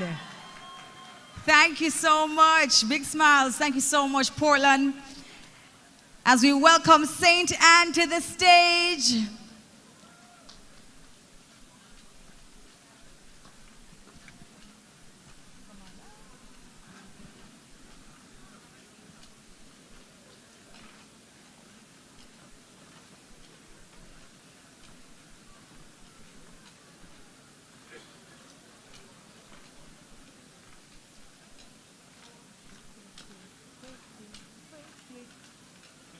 Thank you so much. St. Anne. Here we go, St. Anne to the stage.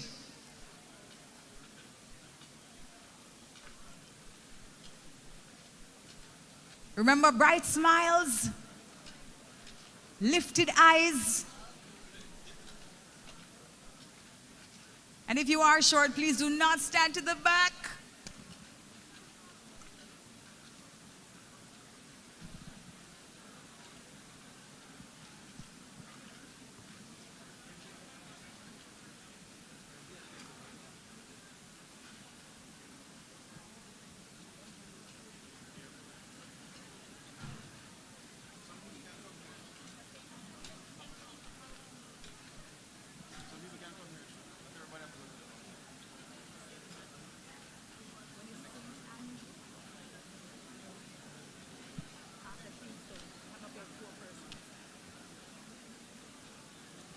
Thank you, St. Anne. Wow, St. Anne has a lot of people, a lot of lifters from St. Anne. Put your hands together for them, please. Here we go. Stand, look straight ahead. We're saying St. Anne in 5, 4, 3, 2, 1. St. Anne. There we go. Thank you so much, St. Anne. Thank you, thank you, thank you, thank you, thank you all. Thank you all so much as we welcome Trelawney to the stage. We're asking everyone to just clear the way for them, please.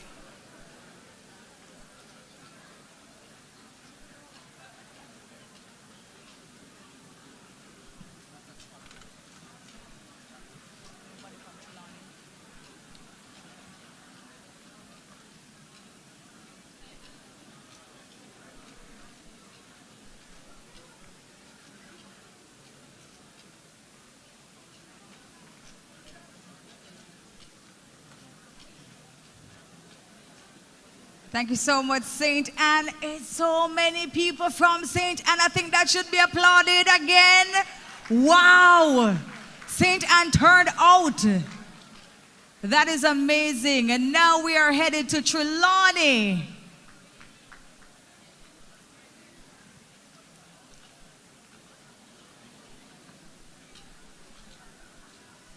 Trelawney, please. Come on up, come on up. You are a smaller group, so please do not stand in the back, anyone. Please stand to the side so we can see your faces. Stand to the sides, please.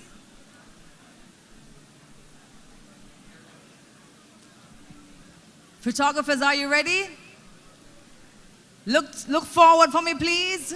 We're saying St. Anne, we're saying Trelawney Star in 3, 2, 1, Trelawney. Thank you so much. Manchester is next. We're inviting Mr. Audley Shaw to come on up, please, and Mr. Mikhail Phillips.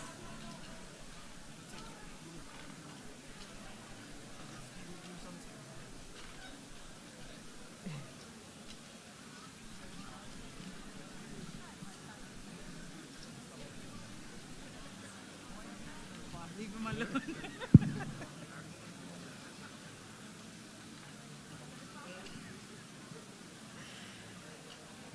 Cool Manchester is in the house. Beautiful. Wow, so many participants from Manchester. We're inviting you all on stage, please. Come on up, Manchester.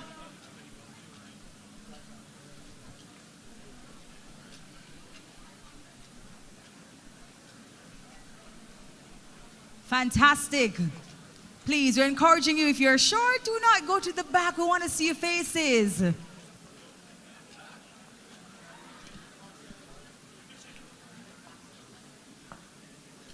We have 8 parishes to go.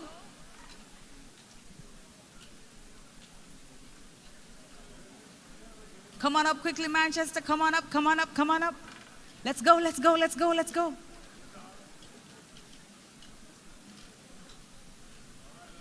All right, look forward for me. We are saying Manchester in 3, 2, 1. Manchester! Congratulations to each and every one of you. Thank you so much. You can make your way on down, Manchester. Thank you as we make our way on. We'll make way for your neighbor, St. Elizabeth. Here we go.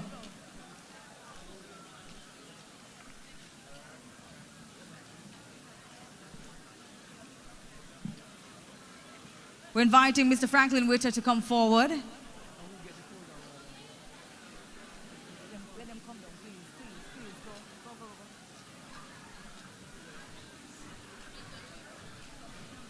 Thank you so much, Manchester. We make way at this time for St. Elizabeth.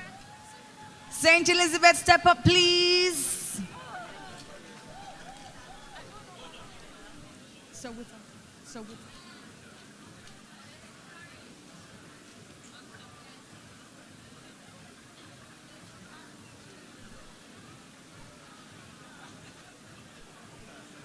Thank you so much, St. Elizabeth. Here we go. Please, go ahead. Anybody here from St. Elizabeth? Okay, the Sentiites are out strong, and I know how you feel. I know how you feel. Love St. Elizabeth.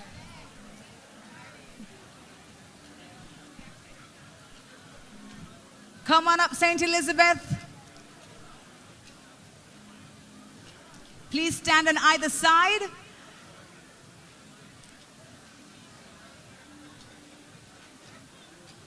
Quickly. Here we go. And look ahead for me, please.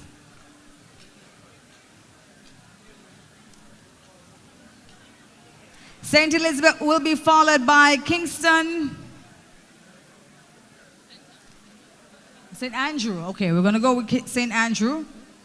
Here we go. Look forward. St. Elizabeth in 3, 2, 1. St. Elizabeth.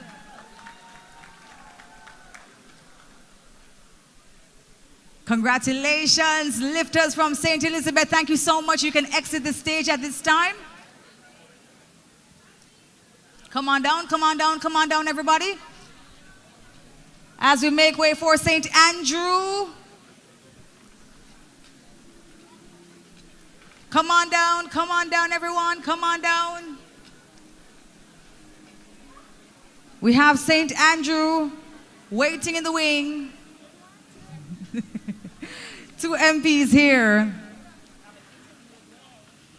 The Honorable Fable Williams. And we have, of course, Juliet Cuthbert Flynn. Come on down, and they are ready to go. St. Andrew, thank you so much.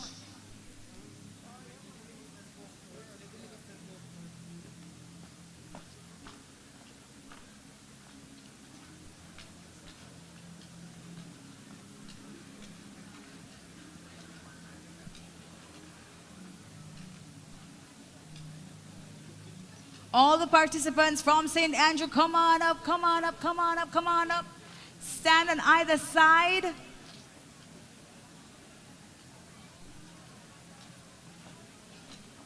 There we go. Smile brightly for me, please. Look ahead, look ahead. The cameras are ready. So we're going to do St. Andrew in 2 parts. Okay, no problem. In 2 parts, because there's so many of them. So we'll stop it right here. And then we'll welcome the other set in a second. But look forward for me, please. And here we go. We're going to say St. Anne. Oh, St. Andrew. Okay, so we're going to put the other members at the front. St. Andrew.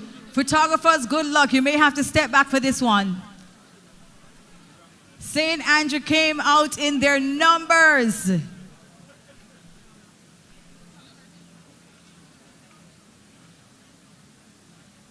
can stand on either side. Mr. Videographer, you may have to exit. Mr. Videographer, sir, you may have to exit to accommodate this side. Photographer with a very long lens, please make sure that we get this shot.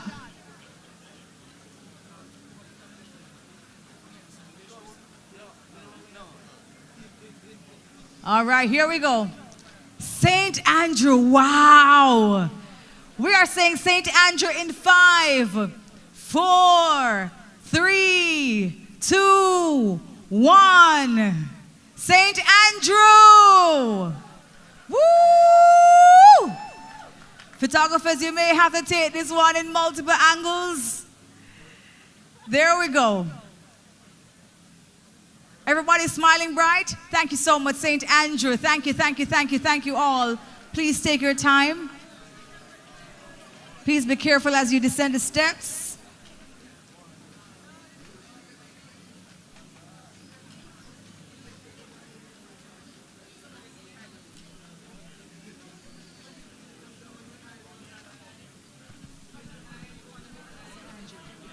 Go down the middle aisle. Go down the middle aisle and exit. Go down the middle aisle and exit. Go down the middle aisle and exit.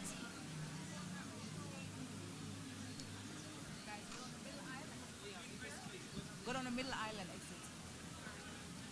As we get ready for Kingston.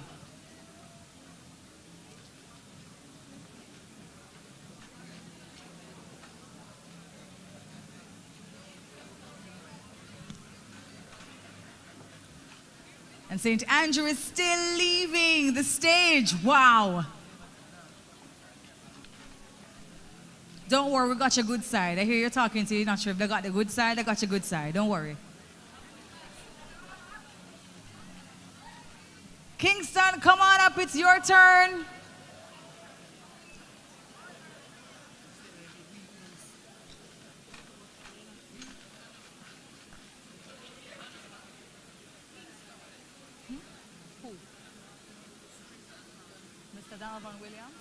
We're inviting Mr. Donovan Williams.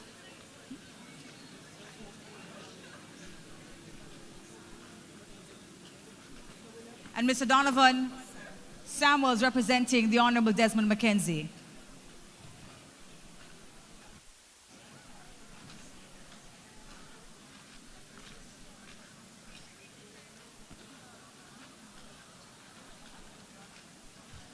Come on up, Kingston. Stand on either side. You're going to look straight forward for us, please. Straight forward, straight forward.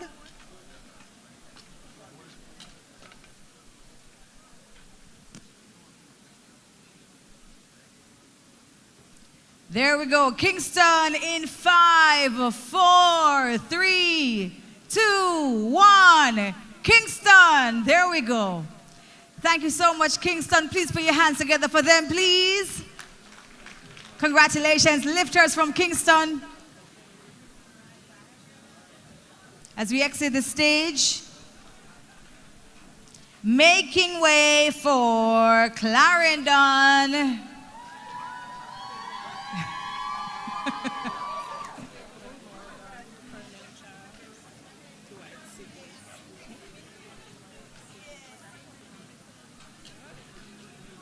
We're inviting Dwight Sibley's.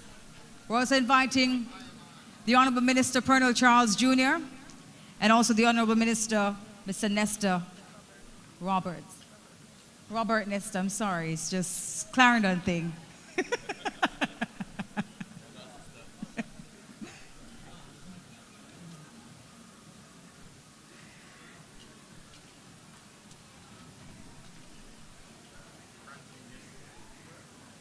Come on up, Clarendon. Of course, our MP Dwight Sibley's is up there as well.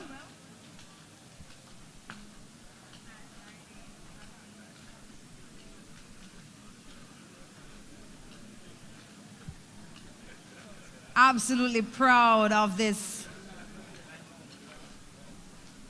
Clarendon team of lifters.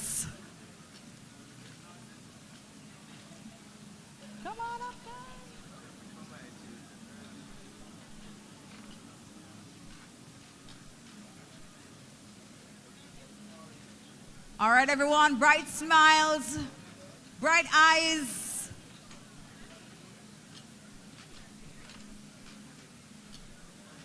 We are saying Clarendon.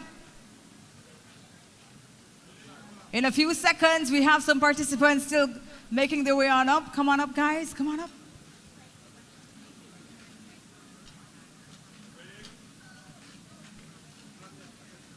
Three seconds. Ooh, Clarendon turned out. Here we go. We are saying Clarendon in 5, 4, 3, 2, 1. Clarendon! Woo! I'm going to admit my bias. I'm sorry. I need to be able to pass the toll to go home. As we move on down to St. Catherine.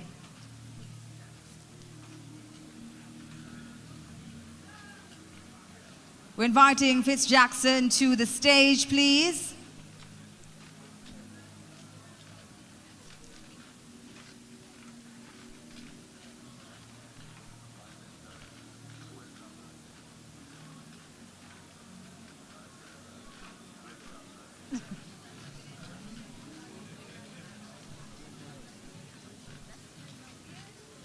Come on down, Clarendon. Come on down. St. Catherine is ready. We have Westmoreland, St. James, and Hanover to go.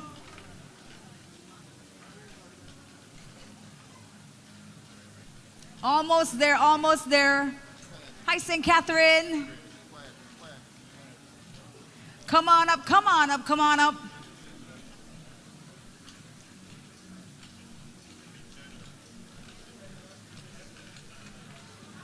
Come on up, Mr. Jackson.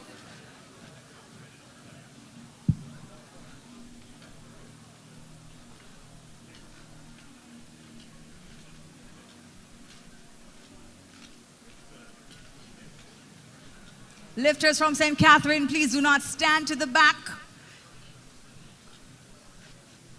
If you are short, please don't stand to the back. I want to see your beautiful faces, please. Here we go. Stand by.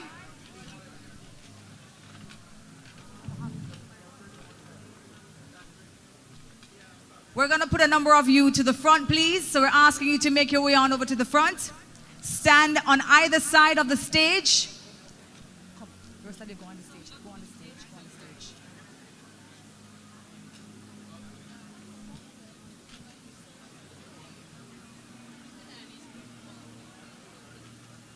I think we still have some room on the stage. While you're dividing yourselves to the right and left of the stage at the front, if you can make your way onto the podium, please do so. Onto the platform, please do so.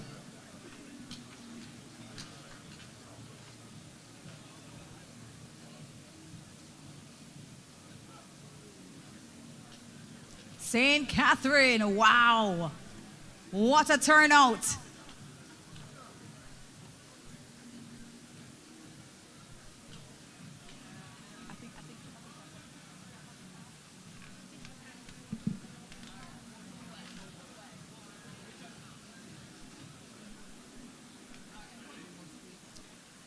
All right, we have just a few more, please. 3 seconds to go, 3 seconds. Find a spot, find a spot. Put your head in, find a spot, find a spot. We're saying St. Catherine in 5, 4, 3, 2, 1. St. Catherine, woo! Smile, everybody, smile. It's Christmas, smile. That is right. Thank you so much, St. Catherine. Thank you, thank you, thank you, thank you. You can exit. If you're down here at the front, we're asking you to exit to the left, please. Exit to the left. And please make your way on off the platform and exit to the left of me, please. Thank you so much. Go ahead, please. Thank you so much. As we welcome Westmoreland.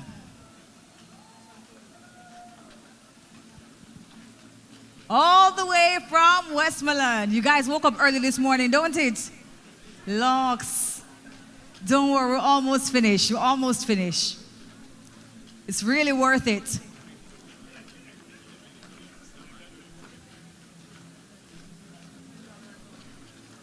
St. Catherine is still exiting the stage, please.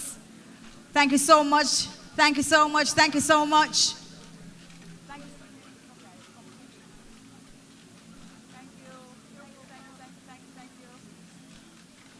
Thank you. Come on up, Westmoreland. Let's go onto the stage. Bright smiles. I know you're feeling a little tired, but stretch it out. Come on. Let's go. Thank you, Westmoreland. Come on up, come on up. Find a spot.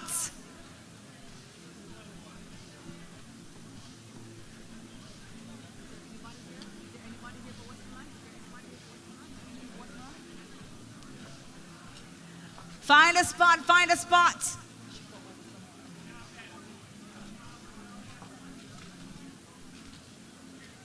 Photographers, stand by. And I think that is it for Westmoreland, so we're going to go ahead and take this shot. We're saying Westmoreland in 5, 4, 3, 2, 1. Westmoreland. Westmoreland. There we go. Bright smiles. Wow. Such a beautiful picture. Thank you so much, Westmoreland. Congratulations to each and every one of you. You can exit the stage, please. Thank you so much. Here we go. We have St. James. Exit to the left, please. To the left, to the left, to the left. Exit to the left.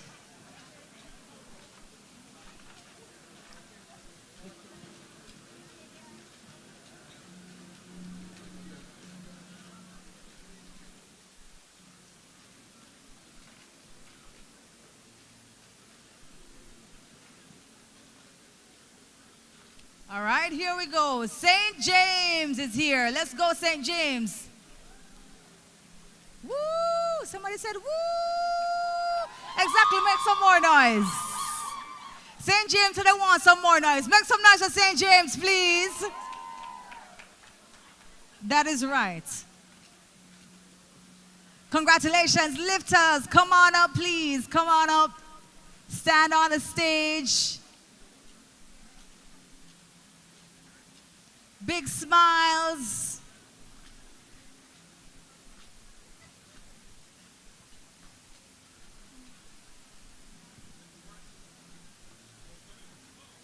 And then we have Hanover rounding us out shortly. But at this time, we are inviting St. James to the stage. Come on up. In 3 seconds, we take the picture. Photographers, get ready. We're taking the picture. We're saying St. James in 5, 4, 3, 2, 1. St. James. Woo! Thank you so much, St. James. You can exit the stage as we welcome our final parish, Hanover. You can exit to the left, please. St. James, exit to the left.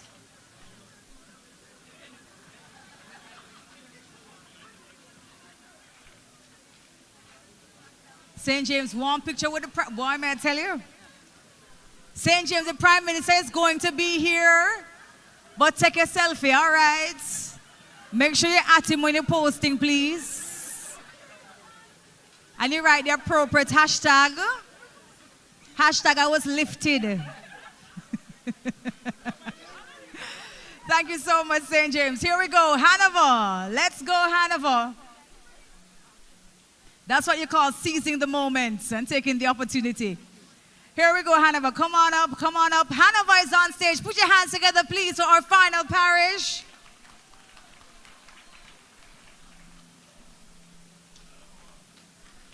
Hanover, Hanover, Hanover, Hanover, Hanover. Come on up.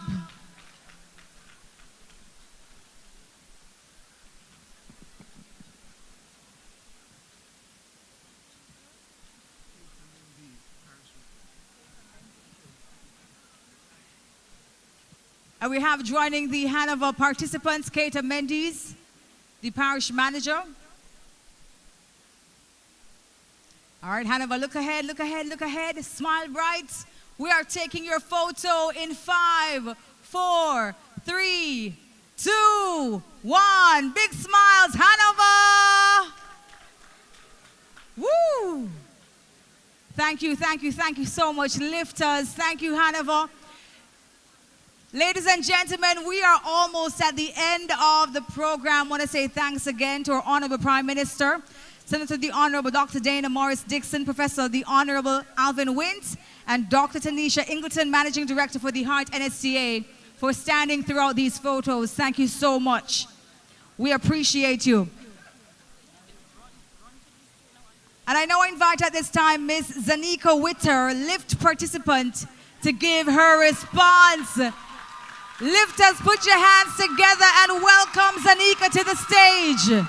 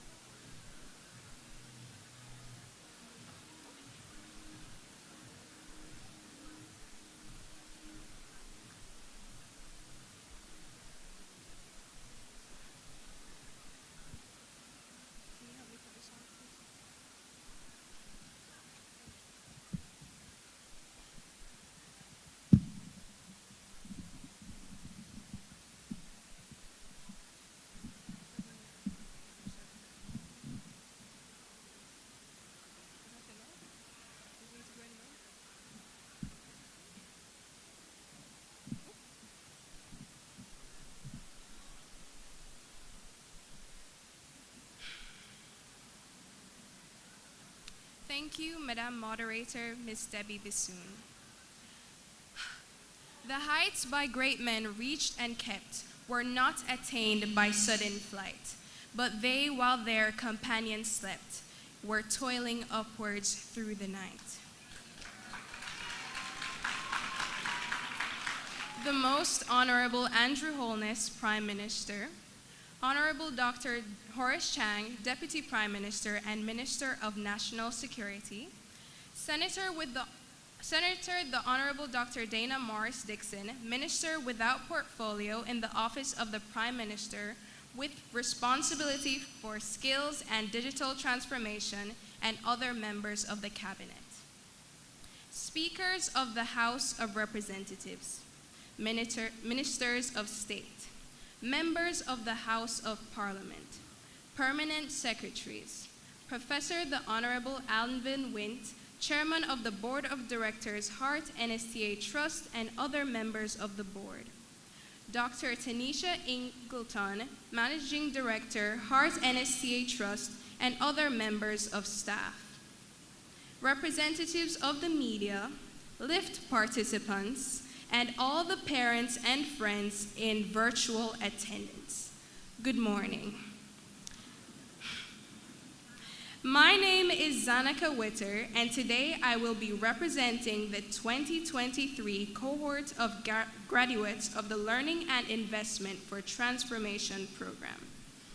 It brings me great pleasure to stand here among this group of pioneers as we begin our journey into a new beginning, our new beginning, as we chart our way to future successes. For many of us, our journey started with much uncertainty. Bright and early on the week of orientation, we found ourselves on the doorstep of greatness, notebook and pen in hand as we took in the various presentations.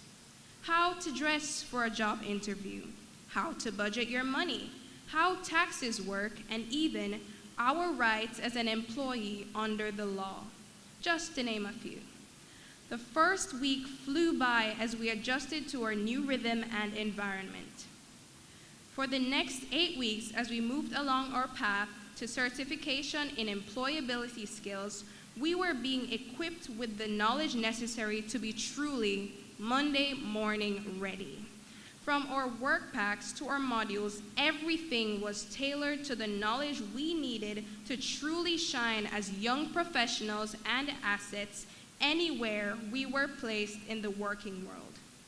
It was hard, remaining focused and disciplined throughout those 8 weeks, but today we stand witness to the fruit of our labor, having completed 10 work packs and 113 modules.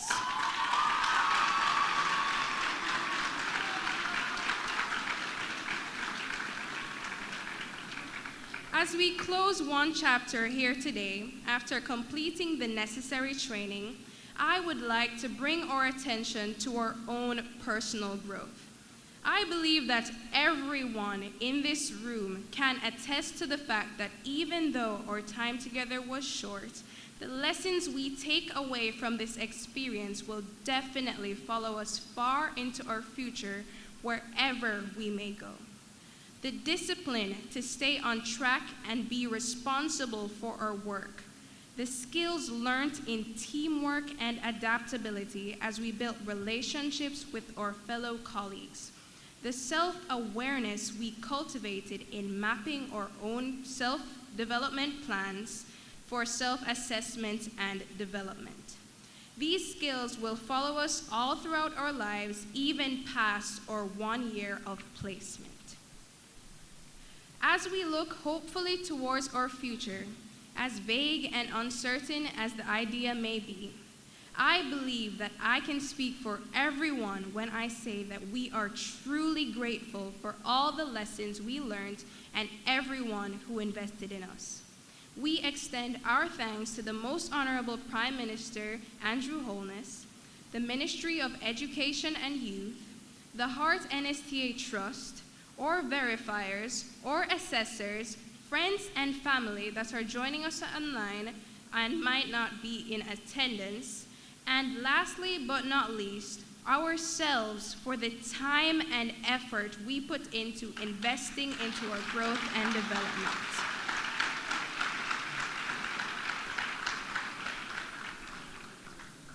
The heights that we, the great participants of the 2023 LIFT program, reached and kept were not attained by any sudden flight, but we, while our companions slept, kept toiling upwards through the night. Thank you.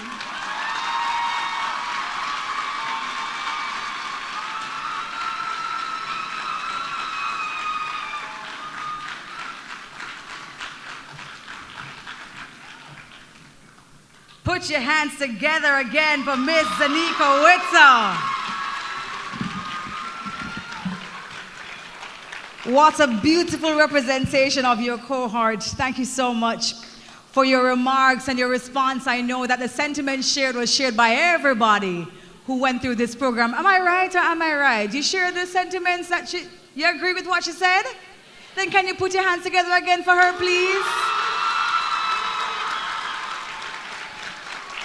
Absolutely lovely. Thank you so much again, Zanika. We, at this time, invite Mr. Gabriel Green, LIFT participants, to give the vote of thanks as we wrap up. What parish is Gabriel from? Oh, okay, Manchester? Okay.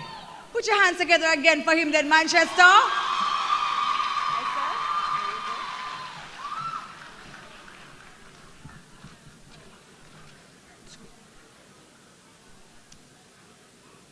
The Most Honorable Andrew Holness, Prime Minister, Honorable Dr. Horace Chang, Deputy Prime Minister and Minister of National Security, Senator the Honorable Dana Morris Dixon, Minister with our portfolio in the Office of the Prime Minister with responsibility of skills and digital transformation, and other members of the Cabinet, Speaker of the House of Representatives, Ministers of State, members of the House of Parliament, permanent secretaries, Professor the Honorable Alvin Wint, Chairman of the Board of Directors, Heart NSTA Trust, and other members of the board, Dr. Tanisha Ingleton, Managing Director of Heart NSTA Trust, and other members of staff, representatives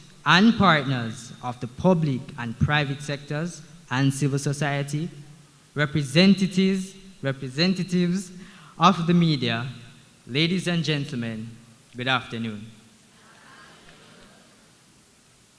Today marks a pivotal moment in our continuous advancement journey, and I stand before you with a heart brimming with gratitude.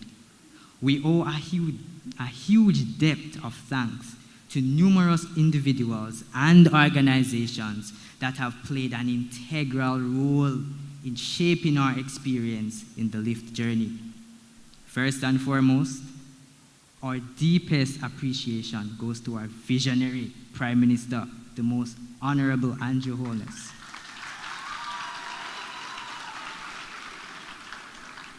As Ms. Witzer had said earlier, I am sure that I speak for 100% of my fellow trainees when I say, sir, your commitment to creating opportunities for personal and professional growth through this remarkable program has transformed our lives. Your vision has not only set the course for our journey, but has also paved the way for a brighter future filled with responsibilities. And with that, I say thank you.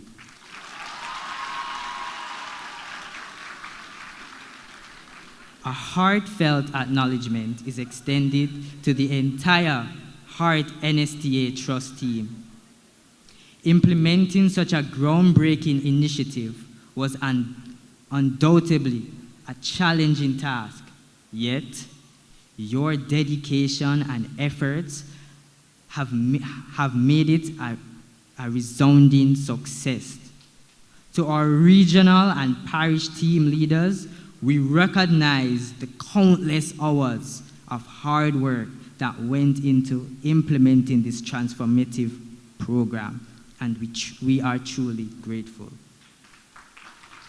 To our esteemed partners who collaborated seamlessly with the Heart NSTA Trust to complete our employment readiness and enable us to acquire our citizenship mobility documents, we extend our sincere thanks.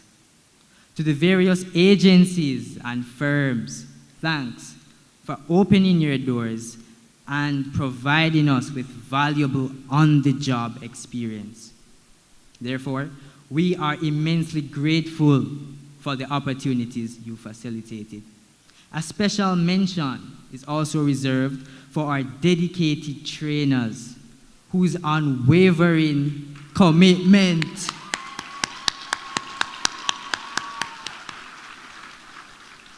ensured that we completed each unit of our training program.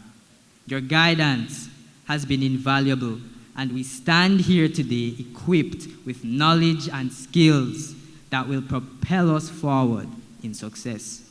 To the organizers of today's event, your meticulous planning and execution has made us feel not only important, but cherished. For many of us, walking through the doors of the Jamaica Pegasus Hotel has been being the center of attention. That is a rare privilege. Thank you for elevating this experience and making us feel worthy.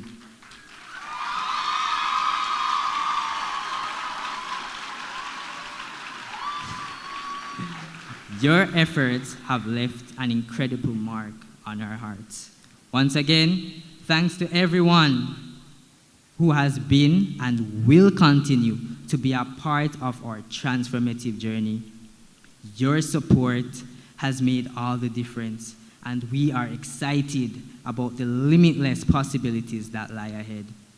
As we move to the next level on this journey, the LIFT program, we make a collective promise to all those who have contributed to our development and professional growth.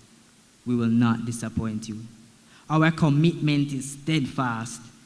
We will continue to learn, do better, be better, and always strive for new heights. That said, we pledge to completely embrace the essence of LIFT as our guiding motto, and therefore, we as a cohort commit to lifelong learning and fostering transformation for ourselves and those around us, as we strive for continuous improvement and positive change. In the true spirit of LIFT, we commit to leave a positive mark, ensuring that those who follow in our footsteps embark on a seamless journey towards their aspirations. Together, we will create a legacy of excellence and opportunity. And as I conclude, we lift our gratitude and praises to you all as we continue to lift you in prayer. God bless you all. Thank you.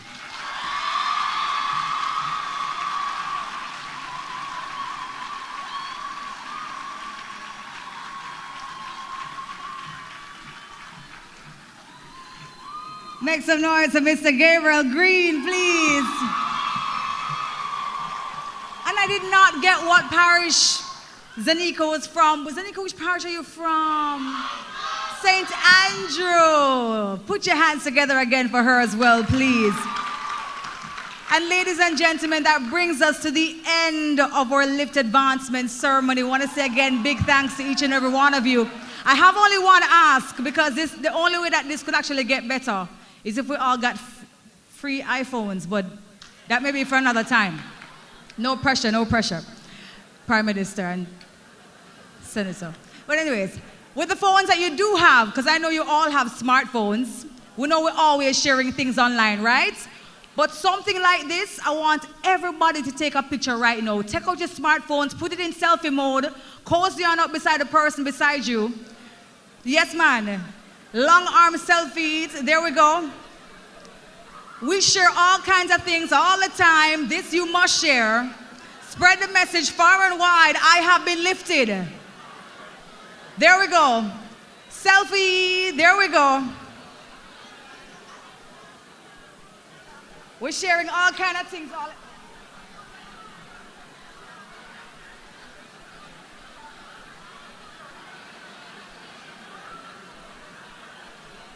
There we go. Please make sure that you post it. Make sure that you at the Heart NSTA, please.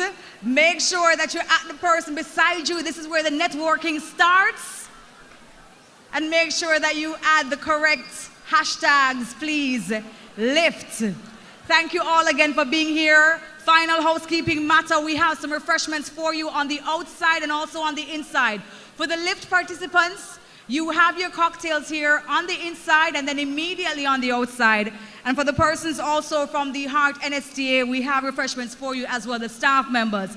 For the specially invited guests, you'll be given an armband and you're going to be led towards the garden of the Jamaica Pegasus. But ladies and gentlemen, it has been my pleasure being a part of this amazing journey with you. Thank you so much for having me as your MC. Have a wonderful and safe rest of day and have a wonderful Christmas holiday. Bless you all. Thank you so much.